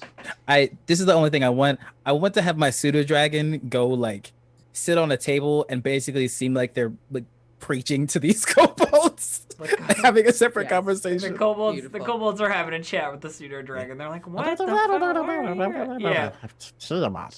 Hey, there's a bunch of squeaky draconic going on in the Yes. corner, yeah. Yoshivon is just ignoring all of the absolute blaspheming that's happening over there and just continues to. It's in my new hand. I think it looks excellent. Yes. Nicely Um, done. Do we have any disposable drinkware or silverware? I have a big pile of wood that I messed up on. It's- If you want to punch a big pile. Yeah, I wanna grab a piece of wood and see like using the strength of the hand if I can like crush the wood in any way or like break it in half like the lumberjacks do. Okay, you're trying to do like some sweet strength trick with the. Yeah. Okay, well, roll strength because you're just as strong Yeah. as you were before. 9. Yeah, you take a chunk of loose like wood from Bursa's carvings in your hand and you try and crush it and it does not work. You do not crush it. Hold on. I want to grab one and just see if I can help. Oh no, I'm bad at it too. I'm just like, this is Bursa, very hard where wood did you and get it's this not on wood you. from? It's the most powerful wood. It's It's not fine. you or the I hand. get it. It takes a little while to Get used to it. settle in. Yeah. But also, we did try and get the very best wood we could for our furniture. Otherwise, we would have problems. Also, Oh yeah, if you try this on any But- of my furniture, I will kill you. I'm just also, letting you know. Verdrux, the tavern looks great. Like, you know, you left while it was sort of like just starting up, and now it's like in full swing. There's, you know, customers and like there's a kobold or two in aprons who are clearly like running things. So The whole ceiling is like the night sky with a big aurora painted across it. Sonar is standing behind And the Sonar bar. is at He's looking the boredest elf you've ever seen, but also dead. Yeah. With the cool And the mask. shrub is cool. Scrimshaw mask. Cool Interesting. Scrimshaw mask, yeah. It's good to see that no one is more dead. I look at Sonar and then at Rattle, and that Do everything you is really partially think that we running. couldn't handle this without you? It's not that I didn't think you couldn't handle it. I'm just very concerned about the idea of any of you running a place where people come frequently. One of the kobolds sets a mug of wine in front of you while you're talking. And just You like, do there. know and just who like, I am, right? scampers away. Thank you. I do. That's part of what made me concerned because you're the biggest troublemaker. Are you drinking with your mouth Me? full? Disgusting. You're disgusting. that You that's couldn't even gross. break a piece of wood. Me, Oh, the you biggest got some troublemaker, legitimately the most beautiful person that you know. That you're really making my point, Yeshavan. Nah. I hope some people who came here are never going to come here again. Oh yeah. Rattle, did you stab someone? I did not. I threw knives. It's different. Isn't that just a stab but with some wind behind it? No, Yes. Okay. no. I don't know, I'll I show think- you. It's an art form. Please Anyway, do not who's mark up my for- wood? I'm not gonna. It was good. It's a tree in the backyard. You can go and see it. It's Oh, pretty okay. cool. I don't wanna Are see any that. of you, by any chance, up for a field trip? Yes. Is it the pirate ship? Well, we have a couple of options. Mm. There's a tower near East Haven. Apparently, some interesting things are happening up there. Though out of character, I cannot remember exactly what's going on in the in the tower. A wizard hired some locals, and those locals are all dead because the wizard wanted to keep the tower's location a secret once they found it, and the wizard got burned at the stake. Oh, the wizard is dead. Yeah. But that means that the tower is abandoned, and who knows what interesting secrets could be inside that tower. Wizards have magic stuff. Seems legit. Mhm. And then, of course, there was another rumor about that pirate ship that you'd heard about in the mirror. Lots of treasure, apparently. Lots of treasure. And then there's the Frostmaiden herself, who apparently lives on an island in the sea of moving ice. Apparently, the only way to get there, however, is to call some sort of whale with a boat on its back. It's like a special bell for it and everything. But those are some of the things I've sort of picked up while taking care of our guests. Good job. That's more than Or I any did. and all of those, but I'm leaning towards pirate ship or Frostmaiden. No, I like the first one. I like when you like that one. Okay. Well, then I You like changed the my ship. answer to the pirate ship. I like the Would ship. Go get the other bottle. The good I'm also happy to Boogie do. goes to get the other bottle, the good one. one. Yeah. I'm also happy to go with the majority on this, though I do have to say that I find the situation with the Wizard's Tower very intriguing. You know, from a magical point of view, I'm intrigued by the ability to perhaps, or the opportunity to perhaps study magic in more depth and figure out. May I make a suggestion? Sure. If the pirate ship has plenty of treasure, we could use the treasure that we get from there to make probably the wizard's tower easier to deal with. Oh, I don't disagree. Yeah. Plus, to be honest, the sooner we go to the pirate ship, the less likely it is someone else gets there before us. But if there's a wizard's tower, plenty of people are going to die trying to get in there. Boogie comes back with whatever bottle you Silly sent him to get, but it's not the right. Yeah. It's not the right one. It's like 2 worse than the one you were looking for. Ooh. It'll do. This does not taste good, but it is good. Boogie's And I like want to pour shots for everyone. Boogie in Goblin was like, "This is the good one. I don't know what you think the good one is. This is the good one." Person just starts chattering back in Goblin like it's this is undrinkable. Like I'm gonna make them drink it, but this is terrible. But we should get rid of it. So you did the right thing. So we're thinking about maybe bringing in somebody to actually teach Bursa this craft at some point, so that we don't, so that our reputation isn't that we have the worst drinks in 10 towns and therefore are cannot miss location, and more that we have the best drinks in 10 towns and they're therefore. I'm all about the rest, like eventually we're going to get a restaurant critic in here who's going to have shit to talk about our alcohol, and I don't think that they're going to be very pleased with the reaction that they're going to receive from our chef when they do that. I mean, our place has only been open for like a week, and we could just hire someone who wasn't an owlbear before. Hey, you're being very weird about me being an owlbear. Well, it's Yeah. just you have a more refined sense of taste than most general humanoids normally probably would. Speak for yourself. Kind of the connoisseur. You don't have a tongue. This is the one that's strong enough that even Rattle can feel it. Everyone It's picks true. up. It's Then like that's- melting my bones. That's acid, not alcohol. No, it's good. Everyone has to do it at the same time. Yep. Here we go. Ugh. Boogie lifts a shot glass. Oh, shots. You didn't by any chance happen to pick up any healing potions on your way back? Yeah. Do we have the ones that are still in storage? Boogie, and in my mind, I'm like, Boogie, can you please go up to the first aid cabinet and grab a healing potion or two in the event that any of us black out or potentially take damage from whatever is about to happen to us? We don't need that. You can't hear me. I'm talking to him in my mind. Oh, okay. Boogie immediately turns to a kobold and delegates and sends the kobold to do it. Boogie's the best. That kobold's gonna be back in 20 minutes. 20. Boogie doesn't True. speak Draconic, so or Common, so This is such a good system, y'all. I love the efficiency of our staff. you It's hear amazing. you hear like someone rifling around upstairs as if they don't really know what they're looking for, but like they were sent to get something. All right. Anyway, bottoms take a up. shot. Boogie gives you a thumbs up, yes, Siobhan, and then takes the shot with you. You're not going to take it? No. Why? It's good. Party pooper. It burns. It burns a lot. Yeah, I don't want that. I It's- finished drinking the wine that the kobold gave me.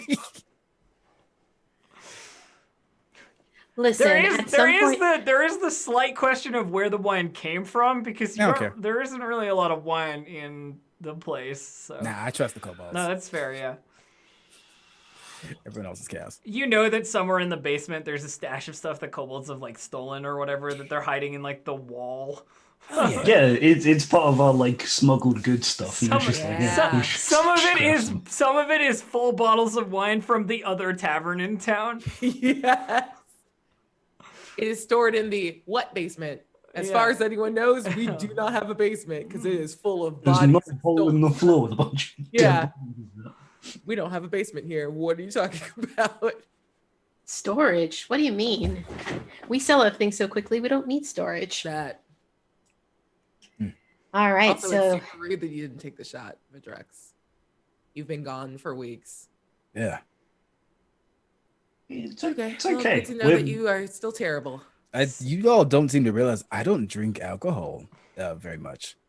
as a He general says, rule. having just drank a bunch of Yeah, wine. Yeah. just drank Yeah. a bunch of wine. there are a Wine. lot of things that apparently you don't do, or at least didn't do, Correct. that you do now. Yes. Like be married. You have a wife and a husband now. No, that was a doesn't. lie. Oh, okay. It's like when I say the things that aren't true, it's just picked up Yes. from me. So, Yes. so pirate ship, I assume, like this banter doth continue into the night while you. Pirate ship. while- Pirate Pirate ship. ship. Yes, yes. What this banter doth continue into the night until you all like head up to bed and whatever, and in the morning you set out. Who are you like leaving in charge here? Who's like Sonar The is in mummy. charge. I'm daddy. Sonar? Okay, Sonar is in charge. Boogie. I don't trust Boogie. I'm gonna trust Smole. Boogie's amazing. Oh, you. I don't care who you trust. You were gone. This is not your establishment. All right. You, It's all of ours, you all right. bum. You also delegate Small to be in charge of the kobolds. The kobolds Yeah. will take Small's direction.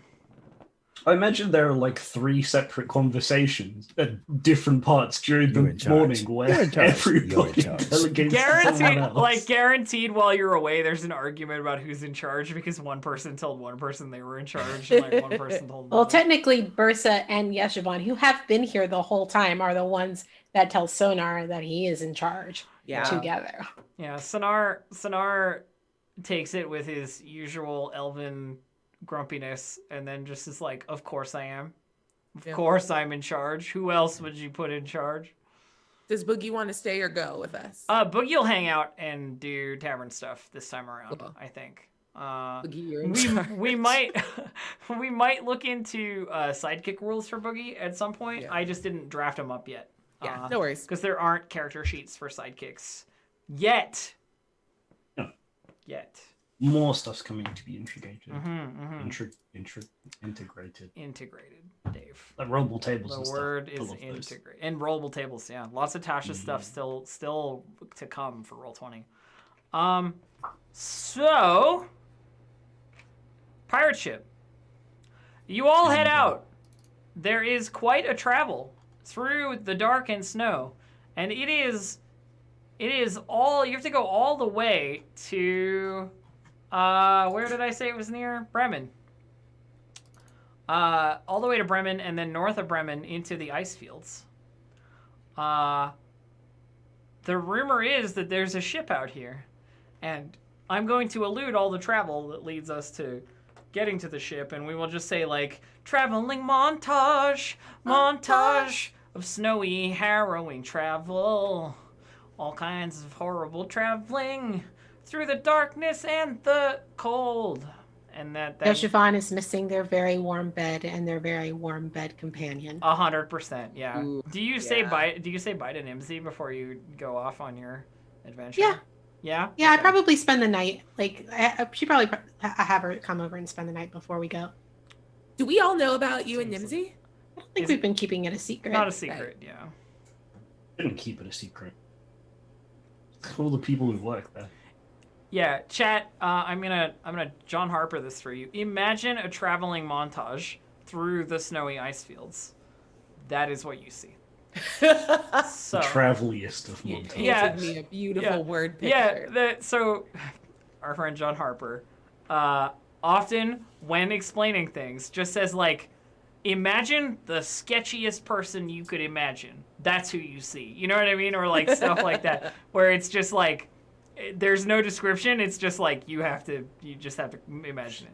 Theater of the Brilliant. mind. Yeah. So about 100 feet away, you can see in the sea of moving ice stretched out before you, a featureless frozen ship. A featureless frozen desert of ice. Ahead, a smooth white surface is interrupted by a towering ship, its exterior covered in frost. We did There's it. your little treasure ship. Yeah, it's been quite a time getting here. But yeah, it looks like it's all gonna pay off. There is a ship in the ice. I'm What kind actually of a little monster's bit gonna be surprised. I living mean, there? Sorry. no, go ahead.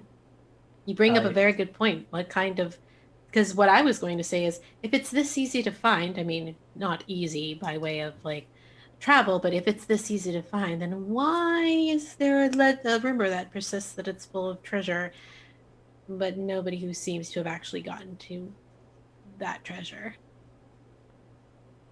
There's that other place out in the forest and nobody found it. Because there was a moose. Well, also, there are not very many people like us. Yeah, this was We are kind exceptional, of aren't we? one way of putting it. Just like wander out into the snow and maybe there's a pirate ship. Everybody else is sane enough to stay home. Yeah, there's danger out here, and most people cannot fend for themselves. We climbed Kelvin's cairn, and there were 3 dead adventurers. Mhm. Yeah, I still got Engo's boots. Just look at my pack, like, hey, it's blue. The point is that they died, Rattle. Yeah, I know. Many Well, people I like us say don't that- survive. Me too. Well, I say that we're the three. I apologize. We're the four most dangerous things I see out here. So let's go. Okay. So you like crunch through the snow towards the wreckage. Uh, When we get like within like 40 feet, I'd like to divine sense in that direction, All right. just for the sensing of celestial fiends or undeads. got it. Yeah, go ahead. So you divine sense. I assume you don't have to make a roll for that. Nope. Yeah, it just You yeah. you don't. I have to check. That's fine. Because I don't think you see anything according to what I am Cool. seeing. No, I don't. I don't think you see anything. Well, I sense no celestials, undeads, or fiends in that direction. What I could be wrong, but so far. What I will tell you is that about a 40-foot distance, you can tell that the hull, the rigging, and the mast of the ship are covered in like thick ice, and it's about a 10-foot climb, like up the side of the boat to get to the main deck, and you couldn't climb it like with your bare hands. There's just no way. Cool. The ice under your feet, by the way, because this is a frozen lake that you're standing on, is like sturdy as solid ground. There's no creaking or cracking or anything. It is heavily frozen. I imagine the ice fishing out here must be very good. Is there any sense of like anyone else, like any tracks from other people? Not in the sense of like anybody necessarily having come through here. Do you want to roll me a survival? Because I do have like information I could give you, but it's not just idle. Yeah. 16. So something comes and goes from here. You know this not because there are any footprints or any tracks or anything, but because there are like big snowdrifts pushed into piles that seem unlike the direction of the wind. You know what I mean? Like something else has like pushed them aside. Yeah. I point out the like weird drifts to the group. That's not natural. Oh, good eye. Well, it's good to at least know there's a sign that something around here isn't right. It sucked to walk in with our eyes half shut. I prefer wide open for the most part. Yeah, I really need to talk to you about that. You seem a little. Yeah, it's not important right now. I seem a little what? There's just something about it. It seems a little familiar. All right. Do you want me to go first? Take a little bit of a look around. Go for it. Please do. Pantomiming. Sneak walking over, and then I actually start doing it once I get a little bit closer. I want to lean into Vidrux as Rattle sneaks off and say, "Have you used that in a fight yet?" And point to his arm. No, not yet. It's a good day. Oh, yes. I'm excited to punch someone in the metal. Well, with my metal. Okay. Not me, though. I just take half a step away. So as you get within like climbing distance about of the ship, Rattle, Mm-hmm. you hear something from within the like inside of the ship. There's like a loud thumping and creaking coming from inside the hold, followed by the guttural snarls of some creature. Like it's clear the ship is not empty. Something is in there. Normally, what kind? I try and look for maybe a porthole or something that's on that part of the hull. I could peek through. All like visible things you could look through are covered in like thick enough ice that it would be distorted enough you couldn't see through it. That makes a lot of sense. Yeah. I don't necessarily want to make any noise to break that or get past. What kinds of entrances are there into that particular area? So you can climb up onto the main deck if you have climbing gear. It's otherwise too sheer, like you can't climb it with just your hands, because it's covered in ice. And that seems to be the main way. There is also a way to get in that looks like through sort of like a gap in the hull into like a mid deck sort of area.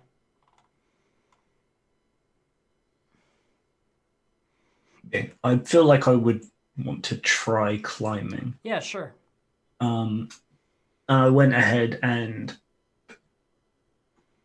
with the feature that gives me a proficiency, I figured if there was going to be some climbing, I gave myself proficiency in athletics for today because All right. you can't acrobatics everything. Sounds legit. So you're using climbing gear to get up there? Yes, yeah, we spoke about it a couple of weeks ago. Somebody should Yep. invest in it because The mountains and party stuff. definitely has some. What I will say is that you don't need to roll. If you have climbing gear, you can climb up the ship. It is very much like a do or die situation. Makes sense. So I've got a map. So let me plonk some tokens down. 1 second. I'm gonna have to do some stuff with Bursa's token because they have the second Bursa character sheet that I need to adjust their sorry. token as belonging to. That But made everything difficult. no, I can I'm do it. sorry. I can do it while we're working. So you climb up onto the deck there, Rattle, and the rest of you can climb up if you want to as well. There's like the climbing gear and the rope. Yeah, and I just kind of do a. If you can see where we are, it's over here. If you need a ping. I've not moved. Oh, Yeah, the map hasn't moved. Sorry, that's my bad. Hang on. Yeah. There you go. Aha. You see over here? Over here? Yeah. Yep. All Yeah. right, let me see if I can just quickly assign some stuff for our dear Bursa while I talk. So Rattle, let me just explain where you are. So, climbing up onto this like the forecastle of the ship, you can see that deep grooves have been gouged into the deck. The railing on the port side of the vessel is broken and slightly bowed, as if an immense weight has been resting atop it.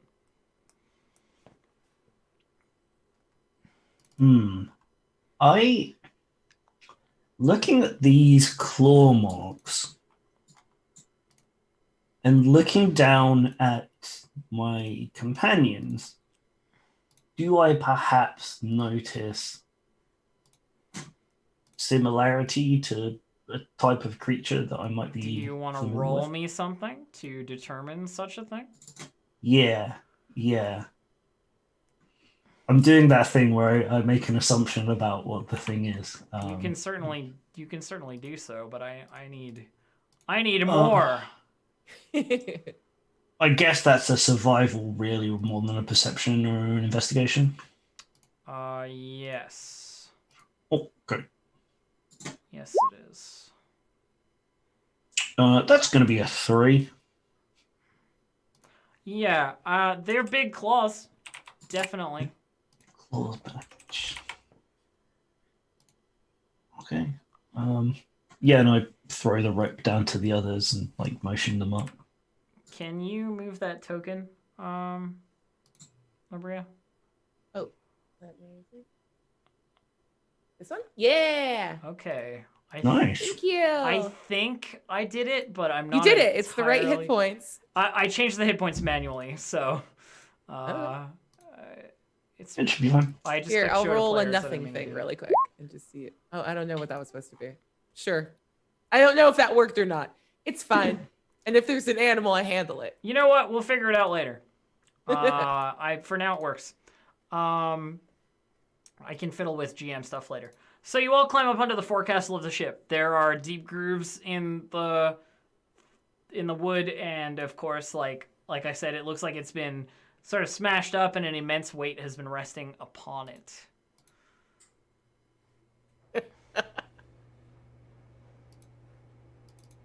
Are you all right, Bedrux? Can I make a survival check on the tracks to Yes. try to determine what Yes. this might be? Yes, Can you- I assist? Yes. help? Yes, you I can. already know what it is. A big monster. Usually I wouldn't, but Yeah. That's fair. I will. That's a 7. Nah, Okay. probably not. No, you don't know. It is. Okay. It is a big creature that has claws. It could be Yep. Could be a lot of things. There's a lot of things. There's a fish with a boat on it, so who knows?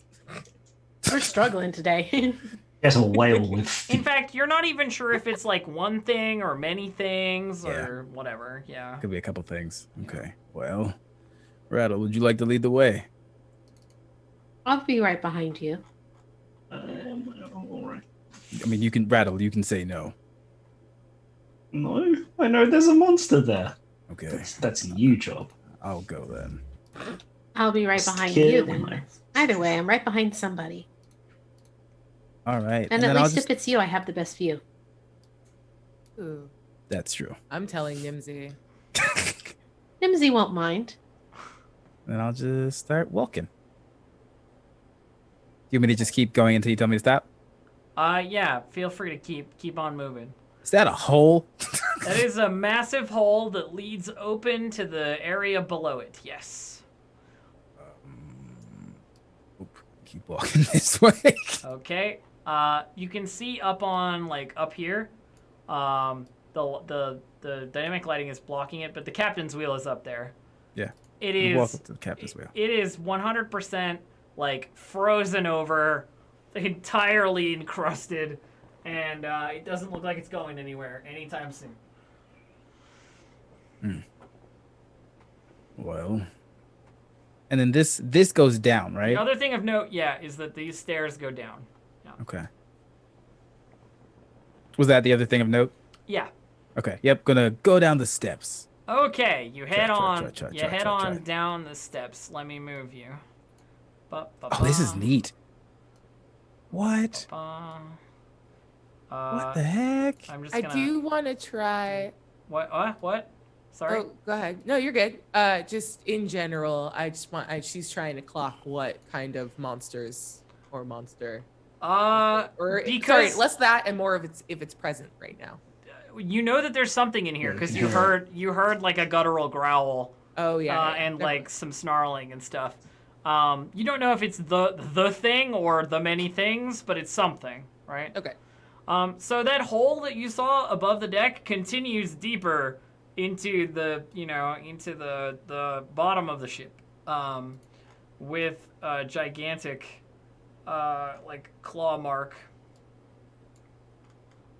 Something like fall out of the sky into this boat. I'm gonna bring my shield out.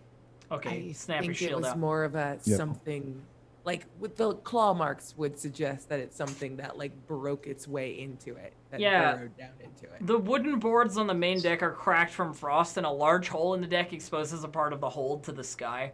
Planks around the hole are marred with deep grooves as if heavy claws had dug into them. Oh, something that couldn't fit down this. It's going to The be big. stairs, so It's going to be big. they dug a hole instead. Versa has a very good eye. So, things of note. Door over here. Door behind you over here. Okay. Giant hole also. Would like to listen at this door. Yeah, it's probably Can I, the like, captain's detect quarters. You're gonna listen at that door. Let me check. Stop. No, there's nothing to listen to. Okay, I'm gonna try to open it. Okay, you open. If that's okay with the group. No, you open it. All right. Let me get the dynamic lighting. The amazing dynamic lighting. Doorway move. Amazing.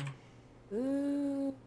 And you're in this room. Okay, let me describe before you go kicking around. And let's kick in, and click in. The aft castle is taken up by one spacious cavern. Frost covers every surface and furnishing. A human corpse is slumped against the port side wall, its left arm draped across part of a heavy chest that's tucked in an alcove under a staircase. The skeleton wears a jacket and a wide-brimmed hat that hides most of his skull. Under its right arm is a journal, and the floor is strewn with empty wine bottles. Not a bad way to go Well, out. mostly this room sucks, but Rattle, I think you've got a friend. And I want to gesture to the chest under the skeleton. All skeletons know each other. I was gesturing to the chest full of loot, which is what motivates you. All right. No, you're good. It's a very nice hat, though. Ooh, and I want to grab the journal. Okay. Yeah, the journal is. You grab the journal from under his arm. Open it. When you open it and read, can you read? Are you a reader? Yeah, she can read. She's probably not a strong reader. I but just she wanted can to check. read. So, it chronicles the exploits of the Dark Duchess, but says little about the man in charge. You can roll a DC 15 history check to learn some things. All right. Let's give it a shot before I hand the book. Dirty 20. Oh, nice. Okay. I'm a strong reader now, I think. So, Maybe you've been collecting some other skills while you've been. you know that if this is the Dark Duchess, that guy dead in front of you must be the infamous Captain Blue Moon.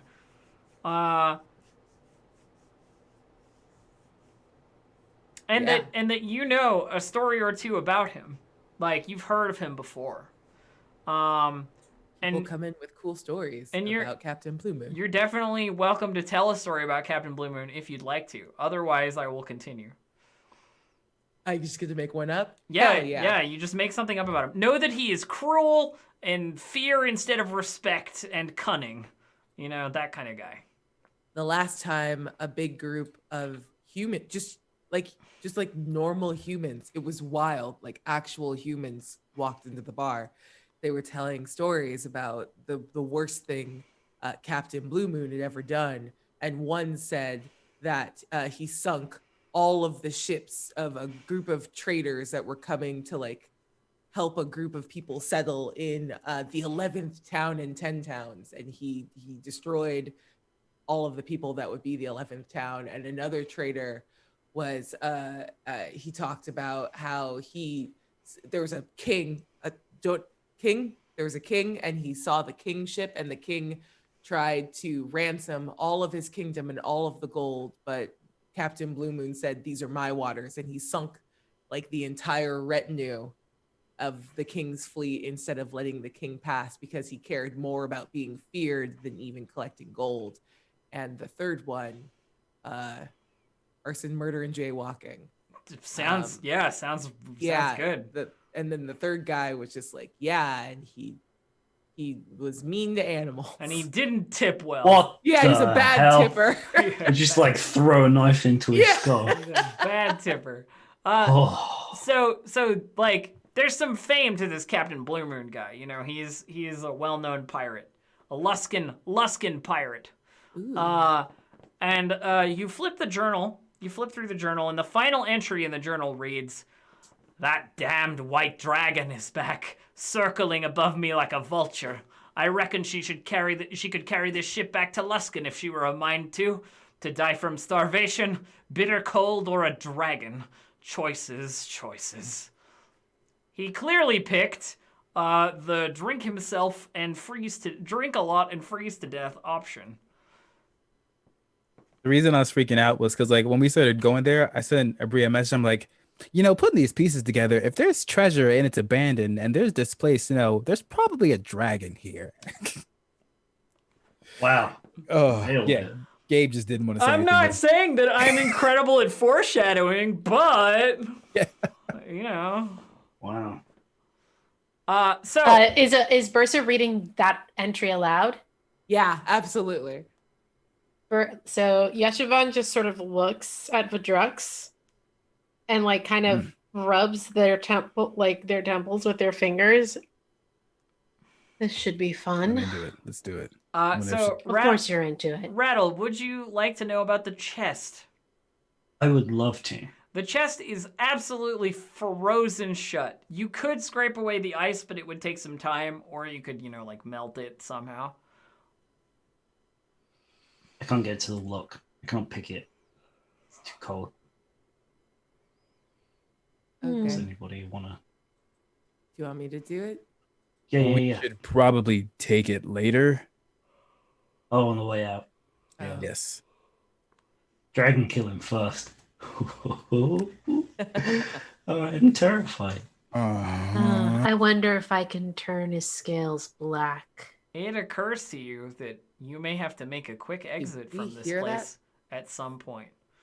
And that if you're not collecting any treasure, currently, you may never get the chance. Okay. Cool. All right. Oh, this isn't a kill the dragon, it's to sneak around the dragon. No, that dragon will kill us if it's strong enough to fly. Yeah, that's fair. We have no idea that it's not sleeping right beneath us. Well, let's keep going quickly. Okay. No, Can I at do it least now. Treasure. Borrow your thieves' tools right now? Do you have some? What? Rattle? Do you have thieves' tools? Yeah, I can do that part. I just need the ice gone. Yeah, the chest is like frozen Oh. shut. Yeah, that's what I I'm need to gonna look for. firebolt it You're gonna firebolt the chest. with my cantrip. Okay. to try to melt the ice. How loudly do you have to incant to cast a spell? Oh, I think it's just I don't think she has to yell. There is a It's like talking. there is a somatic component, but I guess it's like talking, so I'll give it to you. Yeah. So you cast firebolt, boom, the chest alights a little and the ice melts off of it. And now the lock is available to you, Rattle. Okay. It's not unlocked, by the way. It doesn't open just because the ice is melted.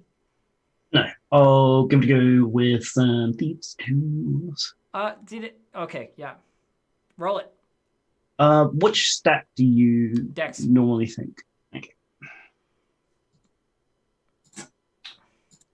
Got this. Da-da. Da-da-da. Da-da-da. It's an 18. You get it. Pops open. Inside the chest is a wooden partition that divides the interior two halves. One side is empty except for a dozen wine-stained corks. The other side contains 150 gold, 520 silver, a small gold bracelet worth 25 gold, and a large gold bracelet worth 250 gold, and a gray bag of some kind. Is anyone writing this down? You said 150 gold. How much silver? 520 silver. Okay, 250 gold bracelet. Yeah, and a 25 gold bracelet as well. Okay. All right. And, And then a a gray gray bag of doing it. something. And a gray bag of Magic tricks. bag. Oh, it's a bag Got of it. tricks. It is a Gray ba- bag it of is a- tricks, It we is a love bag of them. tricks. Yes. Got it. Aminal friends. Anybody who reaches inside the bag of tricks can feel the presence of a small fuzzy object. Well, Awesome. that feels interesting. That's what you know about it.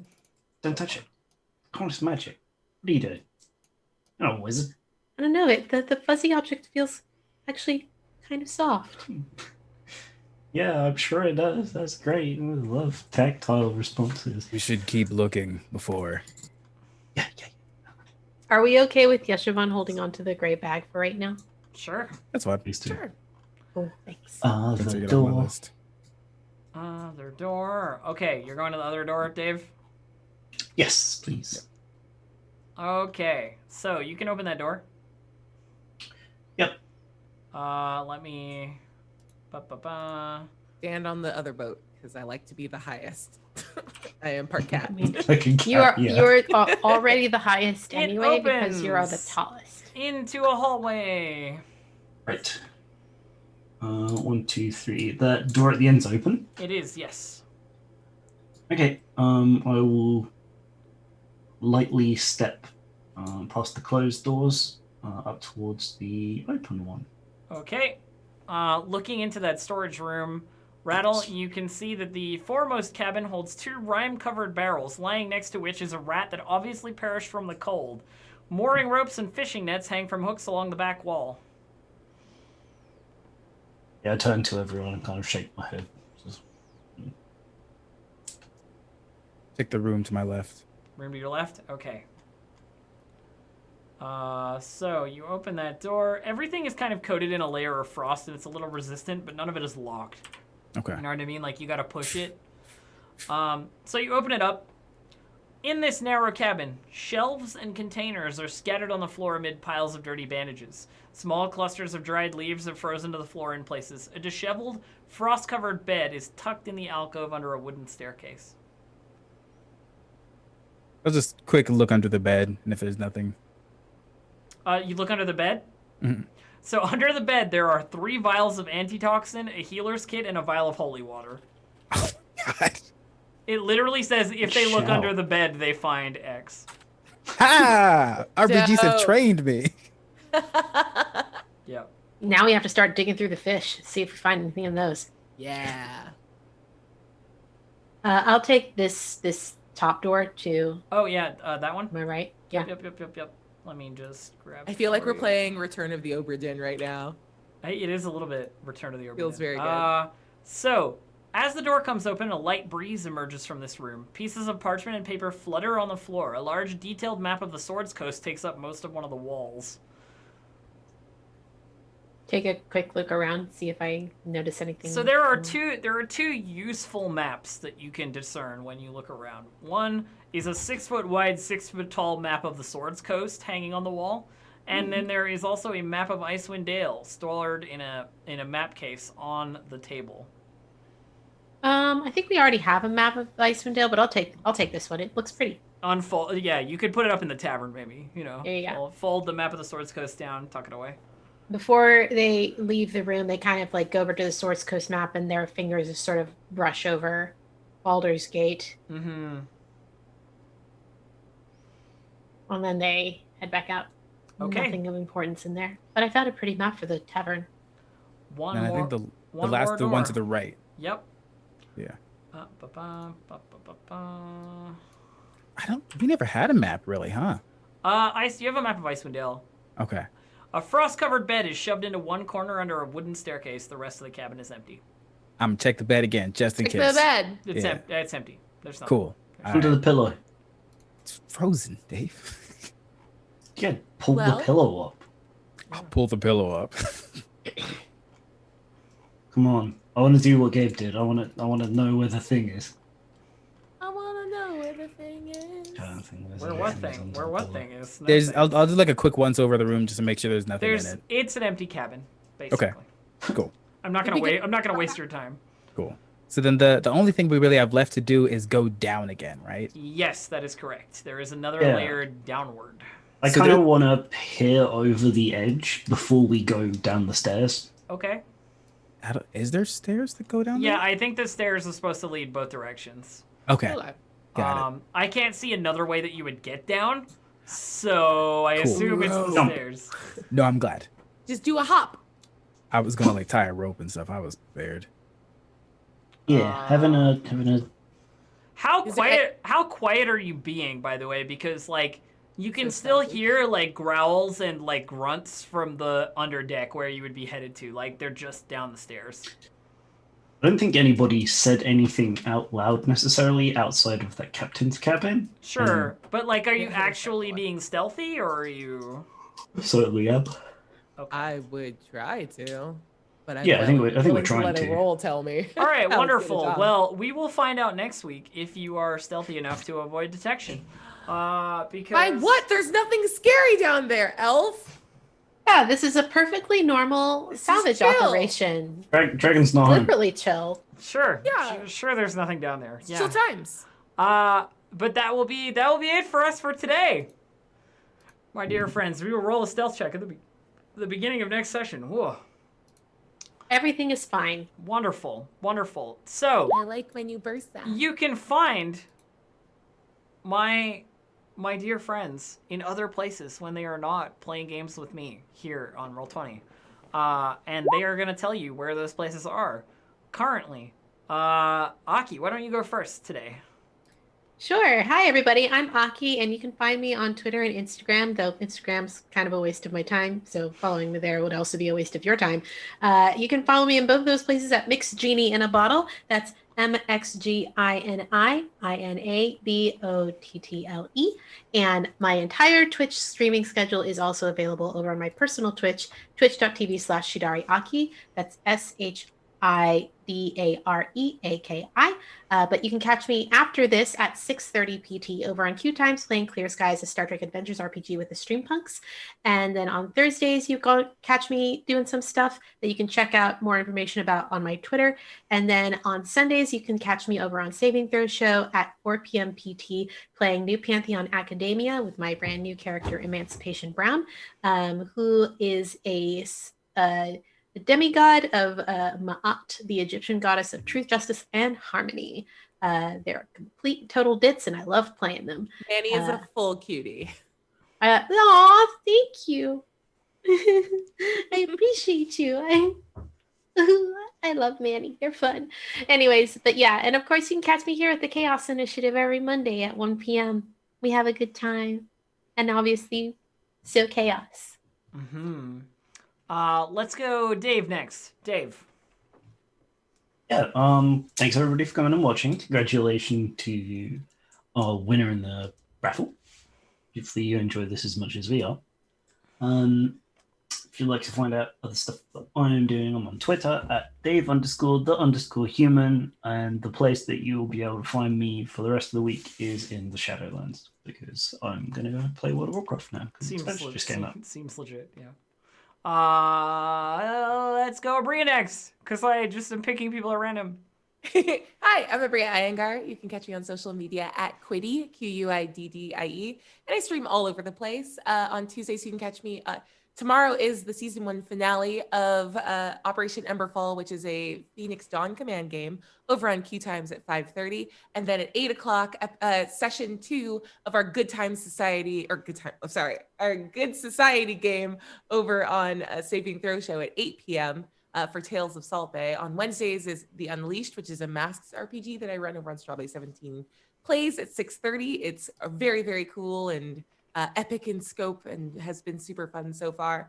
On Fridays, starting on December 4th, I will be joining Failed Saves over on Pixel Circus for their season 2. And you can catch me during the day over on Dice Envy's channel at 1 p.m. doing like a little hangout with my coworkers. And then at 3 p.m. doing a chat back for The Unleashed called After Hours at the Maximum. And on Sundays, you can catch me playing Creature Collectors over on Critical Bard's channel at the time shifted up. It's not 1 p.m. It's like 12:30. I don't know what it is. Please just follow me on socials. I don't know what I'm doing. Also, there's podcasts. I'm done talking. We're done. All right, great. And last but not least, Gabe. Hi, I'm Gabe. Gabe James Games, Twitch, Twitter, Instagram, pretty much across the board. I post random stuff all over just for fun. Random game ideas on Twitter, pictures of mainly just my dog or cosplay on Instagram. It's pretty much just an assortment of chaos. I have a show that I do on the Roll20 channel at 10 a.m. Pacific time called Tabletop Table Talk, literally just talking about ways to be more comfortable GMing and telling stories. This past episode, we sat and we did world building before. We took some of our world building ideas and put them to like a physical map. Came up with a whole lore concept of like an ancient creature frozen under ice that creates crystalline storms, and a vampire society that actually has magical ravens that created a magical darkness. And allows them to move their city as well with like gigantic anglerfish dragon creatures that loom in the darkness. It's horrifying, but it was fun. Bunch of other stuff. I don't know. Check my socials because sometimes I don't know what I'm working on that day. I feel that. I feel that strongly.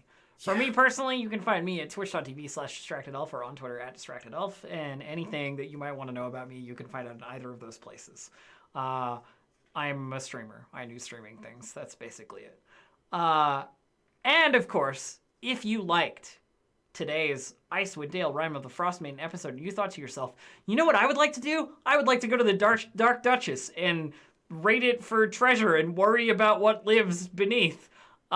You can also do that. You can buy the Rime of the Frostmaiden module. It all comes like pre-assembled, and you can play it with your friends on Roll20.